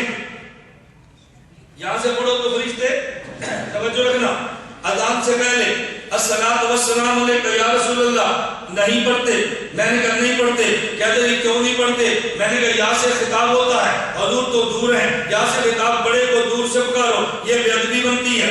دور سے بڑے کو پکارو تو یہ بے ادبی بنتی ہے. کہتے ہیں نماز میں تم پڑھتے ہو السلام علیکم ایھا النبی, ابھی تم نے دور سے پکارا ہے. میں نے کہا نہیں پکارا. کہتا مطلب کیا. میں نے کہا نبی अर्श पे गए, खुदा ने पूछा क्या लाए हो? कहा तहियातु लिल्लाह वस्सलावातु वत्तय्यिबातु, अल्लाह मेरी ज़बान और मेरा जिस्म, मेरा माल सब तेरे लिए है। खुदा ने जवाब दिया अस्सलामु अलैका अय्युहन नबिय्यु, मेरे पैगंबर मेरा सलाम तेरे लिए है। ये सलाम के लफ्ज़ पैगंबर के नहीं है, ये खुदा के लफ्ज़ है जो पैगंबर जमीन पे आए तो पैगंबर ने नकल की है। मैंने कहा बिल्कुल ऐसे ही है। कुरान कहता है या अय्युहल मुज़म्मिल, हम भी कहते हैं खुदा ने या अय्युहल मुज़म्मिल कह के नबी को खिताब किया है। हम खिताब नहीं करते, खुदा के खिताब को नकल करते हैं। या अय्युहल मुद्दस्सिर कह के खुदा ने नबी को हुक्म दिया है, हम हुक्म नहीं देते, खुदा के हुक्म को नकल करते हैं। या अय्युहन नबी कुल्ले अज़वाजिका व बनातिका व निसाइल मोमिनीना, खुदा ने नबी को खिताब किया है, हम खिताब नहीं करते, न खुदा के खिताब को नकल करते हैं।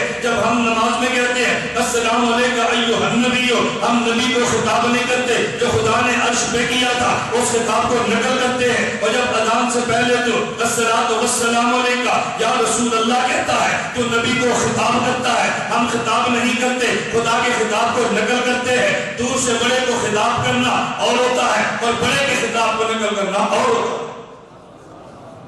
बड़े को खिताब करना और होता है दूर से, और बड़े के खिताब को नकल करना और होता है। मैंने कहा शुबा पेश करो जो हमसे हल ना हो, इधर वो आ गया तो ये तो कहते हैं दूर से। मैंने कहा जो तेरी दलील थी हमने तोड़ के रख दी है, कोई हमारे खिलाफ दलील तो पेश करो। और आज मैं बड़े खुल कर ये बात कहता हूँ, मेरे नबी पैगंबर करीम कब्र मुबारक में जिंदा है, हजूर की कब्र पे सलातो सलाम पढ़ो, नबी खुद सुनते हैं। अगर दूर से पढ़ो तो मलाइका के जरिए नबी को पहुंचाया जाता है। यह अकीदा आलो सुन्नत वल जमात का है, जिस अकीदे को नहीं रखता आलो सुन्नत नहीं आलो बिदअत, आलो सुन्नत नहीं बुलंदवाज से मुझे पता चले तो मेरे हो या मेरे नहीं हो, डरना मुझे चाहिए, डरते तुम हो, हम नहीं डरते, डर जाना चाहिए ना, नहीं डरते। जो नबी पाक को कब्र में जिंदा न माने वो कौन? बोलो ना, वो कौन? बुलंदवाज से कौन? ममातियत का अकीदा तबाह है बिदअत, पंपीरियत का तबाह है बिदअत। मैं नाम लेकर इसलिए कहता हूँ दरमियान में उलझन न रह जाए, तुम्हें शक न रह जाए मौलाना ने किसके बारे में बात की है। बात तो खुली होनी चाहिए ना, ये पता चले अकीदा किसका है, ये किसका। हमारा अकीदा है अल्लाह के नबी कब्र में, बोलो अल्लाह के नबी कब्र में, वहां दरूद पढ़ो फरीद खुद सुनते हैं और यहाँ पढ़ो तो मलाइका बुझाते हैं। मैं कह रहा था जो उसने कहा हर जगह पे है उसने नबी को भी माना, और जिसने कहा हर जगह पे नहीं है उसने खुदा को भी नहीं माना। जिसने कहा हजूर सुनते हैं उसने दूर से भी कहा, और जिसने कहा नहीं सुनते वो करीब से भी नहीं मानता। देवबंद का मसला के इक़्तिदार वाला है, हम कहते हैं करीब जाओ तो सुन होते हैं और दूर से पढ़ो मलाइका पहुंचा देते हैं। दूर से पढ़ो तो मलाइका। रईसुल मुनाज़िरीन हुज्जतुल्लाह फिल अर्ज़ मौलाना मोहम्मद अमीन उकाड़ी अल्लाह उनकी कब्र पे करोड़ रहमत नाज़िल फरमाए।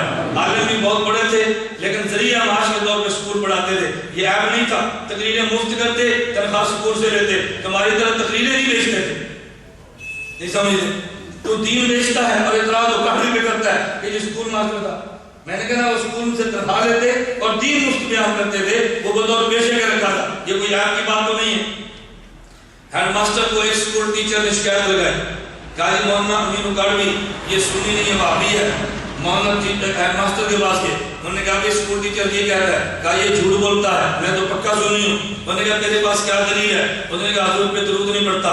मौलाना फरमाया झूठ बोलता है, अल्लाहुम्मा सल्ली अला मुहम्मद व अला आलि मुहम्मद कमा सल्लैता अला इब्राहीम व अला आलि इब्राहीम इन्नका हमीदुम मजीद। उन्होंने कहा तू कहते दरूद नहीं पढ़ता, ये तो दरूद मानता भी है, पढ़ता भी है। उन्होंने कहा सर जी खड़े होकर बैठ कर पढ़ता है, खड़े होकर नहीं पढ़ता।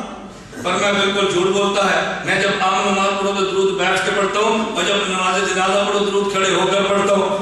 मैंने कहा बता, कहा नहीं सर जी ये अल्लाहुम्मा सल्ली अला मुहम्मद पढ़ता है, अस्सलातु वस्सलामु अलैका या रसूल अल्लाह नहीं पढ़ता। मौलाना फरमाया बिल्कुल ये झूठ बोलता है। जब मैं उकाड़ा में होता हूँ अल्लाहुम्मा सल्ली अला मुहम्मद पढ़ता हूँ, जब नबी के रोजे पर होता हूँ अस्सलातु वस्सलामु अलैका या रसूल अल्लाह। बोलेगा तू कहता है नहीं पढ़ता, ये तो सारे दरूद मानता है। मौलाना फरमाया असल बात हमारी बात लोग पूरी नकल नहीं करते, और जो बंदियत के नजरिए को बाद में आपको अंदेश की वजह से बदनामी मिली है। अल्लाह मुझे और आप सबको अकीदे अहले सुन्नत वल जमात पे कारबंद रहने की तौफीक अता फरमाए। तो मैंने सिर्फ 2 अकीदे बयान किए, वो भी बहुत दलाइल के साथ नहीं, कुछ दलाइल कुछ उनके शुबात के इजाला किया है। नंबर 1 अल्लाह की ज़ात, बोलो अल्लाह की ज़ात سے عرش پہ، نہ نبی ہر جگہ پہ، خدا ہر جگہ پہ، نبی مدینہ میں، فیض ہر جگہ پہ۔ نمبر 2 عقیدہ، نبی پاک صلی اللہ علیہ وسلم قبر مبارک میں زندہ ہے، حضور کی قبر پہ جا کے سلام پڑھو تو خود سنتے ہیں اور دور سے پڑھو تو ملائکہ پہنچا دیتے ہیں۔ اللہ مجھے اور آپ سب کو عقیدہ اہل سنت والجماعت پہ کاربند رہنے کی توفیق عطا فرمائے۔ وآخر دعوانا ان الحمدللہ رب العالمین۔ میں آپ سے گزارش کروں گا، ابھی توجہ رکھیں، میری آپ سے گزارش ہے، نمبر 1 جو غیر علماء ہیں ان کے لیے ہم نے ہر انگریزی ماہ کی پہلے جمعرات، جمعہ، ہفتہ 3 دن کا کورس رکھا ہے۔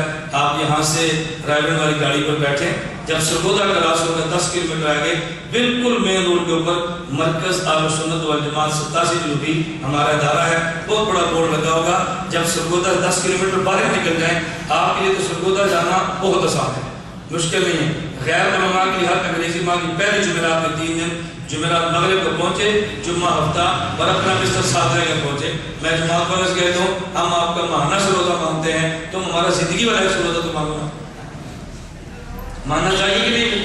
یہ دونوں کا معاملے کرنے ہیں نا، جماعت والے امام پہ لاتے ہیں، ہم امام کو بچاتے ہیں، وہ امام پہ لاتے ہیں، ہم امام کو بچاتے ہیں۔ امت کو امام امام پہ لانا بھی ہے اور امت کے امام اور امام کو بچانا بھی ہے، یہ 2 طریقے الگ الگ نہیں ہیں۔ امام امام پہ لاتے ہیں فضائل سے اور امام امام بچاتے ہیں دلائل سے۔ فضائل والا کام ان کے ذمہ، دلائل والا کام، تو یہ اتحاد کی بات ہے، اختلاف کی بات ہے۔ اس لیے ہماری جماعت کا نام کیا ہے؟ اتحاد اہل سنت والجماعت۔ اتحاد کبھی ساتھ کہتے ہیں اہل سنت، میں نے کہا نا، جمعیت اہل سنت، تبلیغی جماعت اہل سنت، وفاق المدارس اہل سنت، یہ سب اہل سنت ہیں، اور ان سب کا دفاع اتحاد اہل سنت والجماعت۔ جمعیت میں اشکال ہوتا ہے، میں جواب دیتا ہوں، آپ نے میرے بیان سنے نہیں ہے، میں کبھی جمعیت والے سے کہتا ہوں میں تمہارا وکیل بلا وکیل ہوں، کبھی آپ نے مجھے اپنے جلسوں پر نہیں بلایا، اور میں ہر جلسے پہ دفاع کرتا ہوں، تبلیغی جماعت کو وکیل بلا وکیل، ہر جگہ پہ دفاع۔ جب ہمارا کام ہے تو ہم کیوں نہ دفاع کریں؟ ہم کوئی وکیل پیسے والے تو نہیں کہ ہمارا پیش ہے پیسے دو اور دفاع کرا اور تو نہیں آتے، وہ تو معاملہ ہی نہیں ہے۔ اللہ پاک ہم سب کو آخرت کے لیے کام کرنے کی توفیق عطا فرمائے۔ اور طلباء سے ہماری گزارش ہے کہ شعبان میں وفاق المدارس کے امتحان جمعرات کو ختم ہوگا، ہفتے کو صبح 7 بجے 8 بجے انشاءاللہ ہمارا کورس شروع ہو جائے گا۔ 15 روزہ دورہ تحقیق المسائل، مرکز اہل سنت والجماعت سرگودا، تو طلباء ارادہ فرماتے ہیں بھی انشاءاللہ۔ اور وہ طلباء جو دورہ حدیث میں ہیں یا وہ جو تخصص میں ہیں تو یا بعض فضلا ہوں، ان کے لیے ہم نے تخصص 1 سال کا رکھا ہے، شوال تا رمضان، اس میں پورا قرآن الحمد سے لے کر الناس تک الحمدللہ ترجمہ تفسیر پڑھاتے ہیں، اصول حدیث پڑھاتے ہیں، اصول جرح تعدیل پڑھاتے ہیں، اصول مناظرہ پڑھاتے ہیں، القواعد سے عقائد کے نام پہ عقائد کی بحث پڑھاتے ہیں، اختلافی مسائل پڑھاتے ہیں، خطابت سکھاتے ہیں، مناظرہ سکھاتے ہیں، اگر ذوق ہو تو لکھنے کا طریقہ سکھاتے ہیں۔ اس سے زیادہ ہم 1 سال میں بتاؤ، اس سے زیادہ ہم 1 سال میں کچھ نہیں سکھا سکتے نا، تو آپ ذرا ارادہ فرماتے ہیں بھی انشاءاللہ ہم سب کو اللہ اس پر توفیق عطا فرمائے، اور جو حضرات جب تک وہاں نہ جا سکے ان کے لیے ہمارا لٹریچر موجود ہے۔ میں طلباء سے گزارش کروں گا علماء سے اپنے اپنے رسالے لگوائیں۔ بھائی ناصر امین صاحب 1 سال ہمارے پاس لگایا بھی ہے، ہمارے نمائندے بھی ہیں۔ آپ رسالہ فقی مانا ہے، کافی اجتماعی رسالہ ہے، خواتین کے لیے بنیاد اہل سنت ہے، 3 رسالے الگ الگ ہیں، خواتین کا الگ ہے، مردوں کا معنی الگ ہے، اگر ٹکر والا ہو تو قافلہ کا ہے، مثبت چاہیے تو پھر میں نے 3 رسالہ عرض کر دیا ہے فقی والا، اس کو رکھ لیں، اس کو لگوائیں۔ اور ہر عنوان میں پوسٹر، جیسے ہماری مسجد ہے، ہماری خیال سے ہر مسجد میں فریم کرا کے باقاعدہ پوسٹر لگاؤ، آمین آہستہ کرنے کی دلائل، رفع دہن نہ کرنے کی دلائل، ترک قرات خلف امام کے دلائل، 20 رکعت، ایک مسئلے کے پوسٹر 15 پوسٹر آگے ہیں، ان کی باری مکمل ہوگی۔ اب انشاءاللہ تعالی اہل بدعت کی باری ہے، عقیدہ حیات نبی پہ دلائل پورا پوسٹر ہے، موجود ہے۔ عقائد اہل سنت والجماعت کو نمائیں پہ مستقل پوسٹر ہے، اس میں پوسٹر الگ ہے، اور پاکٹ سائز کتابچہ الگ ہے۔ پاکٹ سائز کتابچہ چھپا ہوا نہیں تھا، ہم نہیں لائے، لیکن عقائد اہل سنت والجماعت کے نام پہ جس پہ شیخ سرفراز صاحب نے دستخط فرمائے، مفتی عبدالستار صاحب نے فرمائے، نفیس شاہ حسینی صاحب نے فرمائے، مولانا عبدالجانی صاحب نے فرمائے، ان سے دستخط کروانے کے بعد میں نے اس کو چھاپا تھا تاکہ ایسا نہ کہ میری تحقیق کوئی نہ سمجھے یہ ہمارے قابل کی تحقیقات ہیں۔ باقی ایک کتاب ہے فرقہ اہل حدیث پاک و ہند کا تحقیقی جائزہ، آپ اس کو رکھیں۔ فرقہ بریلویت پاک و ہند کا تحقیقی جائزہ، اس کو رکھیں۔ اور ہم قریب انشاءاللہ فروری میں کتاب آ جائے گی فرقہ جماعت المسلمین پاک و ہند کا تحقیقی جائزہ۔ اس کے بعد کام شروع ہے فرقہ جماعتیت پاکستان کا تحقیقی جائزہ۔ یہ پاک و ہند نہیں، صرف پاکستان کے ہیں، ہندوستان میں کا وجود ہی نہیں، یہ مصیبت ہمارے لیے کھڑی ہوئی ہے، وہاں ہندوستان میں کوئی فتنہ نہیں ہے۔ اور 5ویں کتاب انشاءاللہ 2-4 مہینے بعد شروع ہو جائے گی، فرقہ مودودیت پاک و ہند کا تحقیقی جائزہ انشاءاللہ مفصل اس پہ پوری کتاب آئے گی، تاریخ، نظریات، فہمی مسائل، آپ کا دل خوش ہو جائے گا دیکھ کے انشاءاللہ۔ ہماری یہ کتاب دیکھیں گے فرقہ حدیث پاک و ہند ابھی ہندوستان دیوبند سے شبان میں 4,500 کی تعداد میں چھپوا کے مفت کو نظرانے ترسیم کرائے، آپ دیکھیں گے نا پھر آپ اندازہ ہوگا۔ پھر ہماری کتاب ہے نماز اہل سنت والجماعت، کتاب کا نام کیا ہے؟ نماز اہل سنت والجماعت۔ وہ میرے پاس چونکہ بہت کم تھی اس لیے بہت ہی کم ہوگی، شروع سے لے کے نماز کے آخر تک ہر مسئلے پر حدیث۔ اور یہ میں جب حرم گیا تو مولانا مکی حجازی کو درس حرم نے فرمایا، یہ ان کی پیشکش پر میں نے کتاب لکھی، انہوں نے فرمایا کتاب ایسے لکھو کہ شروع سے آخر تک ہر مسئلے پر حدیث ہو، جو سلفیت کرو بیس کو توڑو۔ الحمدللہ وہ کتاب بھی آ گئی، ہمارا تصنیفی تحریری سب کام جاری ہیں۔ دعا فرمائیں کہ اللہ ان تمام امور میں برکتیں عطا فرمائیں، اللہ قبول فرمائے۔ حضرت ابو بکر صدیق رضی اللہ تعالیٰ عنہ، ابو بکر کیوں کہتے ہیں؟ بکر کا معنی ہوتا ہے پہل کرنا، ابو کا معنی ہوتا ہے والا، ابو بکر کا معنی ہوتا ہے پہل کرنے والا۔ ہر معاملے میں صدیق نے پہل کی ہے، اس لیے ابو بکر کہتے ہیں۔ جو درخت پہ پہلا پھل ہے اس کو کیا کہتے ہیں؟ بکور۔ پہلے پھل کو کیا کہتے ہیں؟ بکور۔ اور دوسری مثال آپ روزانہ پڑھتے ہیں باقاعدہ صحیح بات، اس کو جس کی ضرورت تھی تو بکر کا تھا پہل، اور ابو بکر کا معنی پہل والا، ہر کام میں پہل کیا، اس لیے ابو بکر کہتے ہیں۔ مودودی اہل سنت ہے یا نہیں؟ مودودی ملحد ہے اور مبتدی بھی ہے، بعض مسائل کا انکار کیا، بعض کا اضافہ کیا، مبتدی سے بڑھ کر بھی ملحد ہے۔ ملحدین سے اللہ پاک ہماری حفاظت فرمائے۔ میں یہ آپ سے گزارش کروں گا ان ملحدین کو ہمارے اکابر کبھی وقتی ضرورت کے تحت استعمال کر کے ساتھ رکھ لیں تو اپنے اکابر کو نہ گالی دیں۔ میری بات سمجھو، مودودی ملحدین ہے لیکن کبھی ہمارے مشائخ وقتی ضرورت کے ساتھ ملا گئے نا، اپنوں خلاف بولنا شروع کر دیا کرو۔ انگریز کو نکالنے کے لیے شیخ الہند نے ہندوستان کی کانگریس کو ساتھ ملایا تھا کہ وہ ہندو تھے نا، تو ملانے سے مسلمان تھوڑی ہو گئے، نہ وہ مسلمان ہے نہ شیخ الہند پر کوئی اعتراض ہے، نہ یہ ٹھیک ہوگا نہ ہمیں اپنے قابل کے اوپر کوئی اعتراض ہوگا۔ ان کو درمیان سے گھسیٹو، اپنے مشائخ کو کچھ نہ بولو۔ مجھے ایک ساتھی ایک مرتبہ کہنے لگا آپ پہلے دوسرے خلاف بہت بولتے ہیں، مماتی خلاف بہت بولتے ہیں، بریلی خلاف بہت بولتے ہیں، مولانا فضل الرحمان صاحب نے اتحاد کیا ہوا ہے۔ میں نے کہا نبی پاک صلی اللہ علیہ وسلم جب فاتح بن کر مکہ گئے تو فرمایا فلاں فلاں کو قتل کر، تو کہا تھا عبداللہ بن خطل تھا، وہ پردہ کعبے کا پکڑ کے لٹکا ہوا تھا، اور ضرورت پردہ فرمایا اس کو وہی مار دو۔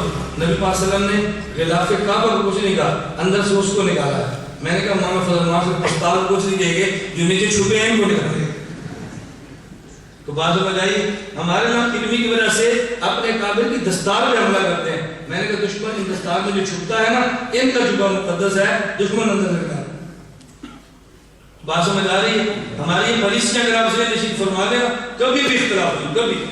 وہ ہماری سیاسی ضرورتیں ہیں، ان سیاسی ضرورتوں مطابق کو استعمال کرنا وہ ہمارے قابل کی پالیسیاں ہیں۔ ہمارے حضرات ان کو دیتے کچھ نہیں ہے، ان کو ساتھ ملا کر دیتے بہت کچھ ہے۔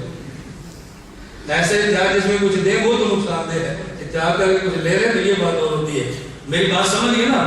ہاں، اس پر آپ نے کبھی گرا نہیں کرنا، مشاہد کے خلاف نہ بولا کرو۔ بعض آپ کہتے ہیں ذاکر نائک کہ اصولی مباحث سے بات کریں تو اچھی ارتقاء درست کرے۔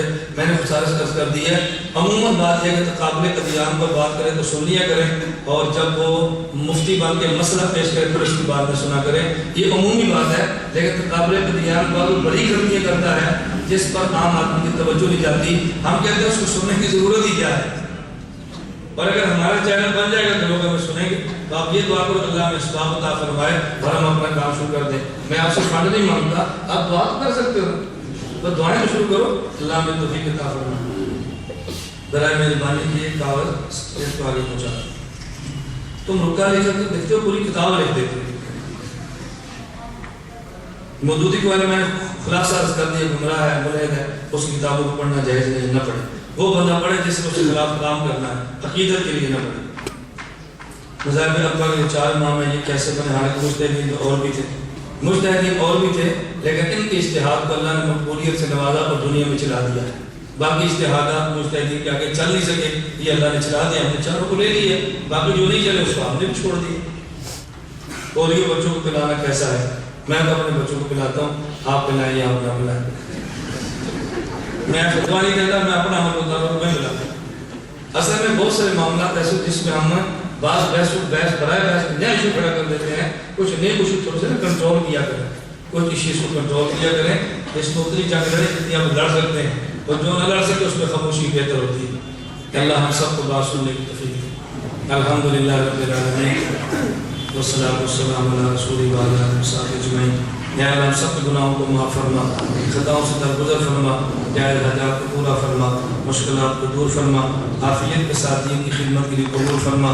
या अल्लाह जिन हज़रात ने इज्तिमा का एहतमाम किया उनको शान शान अजर अज़ीम अता फरमा। या अल्लाह हमारे अकाबिर की हिफाजत फरमा, हमारे मशाइख की हिफाजत फरमा। या अल्लाह हमारे मुल्क को अमन और ईमान का गहवारा बना दे, हम सब का खात्मा इत्मीनान फरमा। क़यामत के दिन हुज़ूर अकरम सल्लल्लाहु अलैहि वसल्लम की हमें शफ़ाअत नसीब फरमा। सल्लल्लाहु तआला अला रसूलिही खैर खल्क़िही मुहम्मद व आलिही अजमईन बिरहमतिका या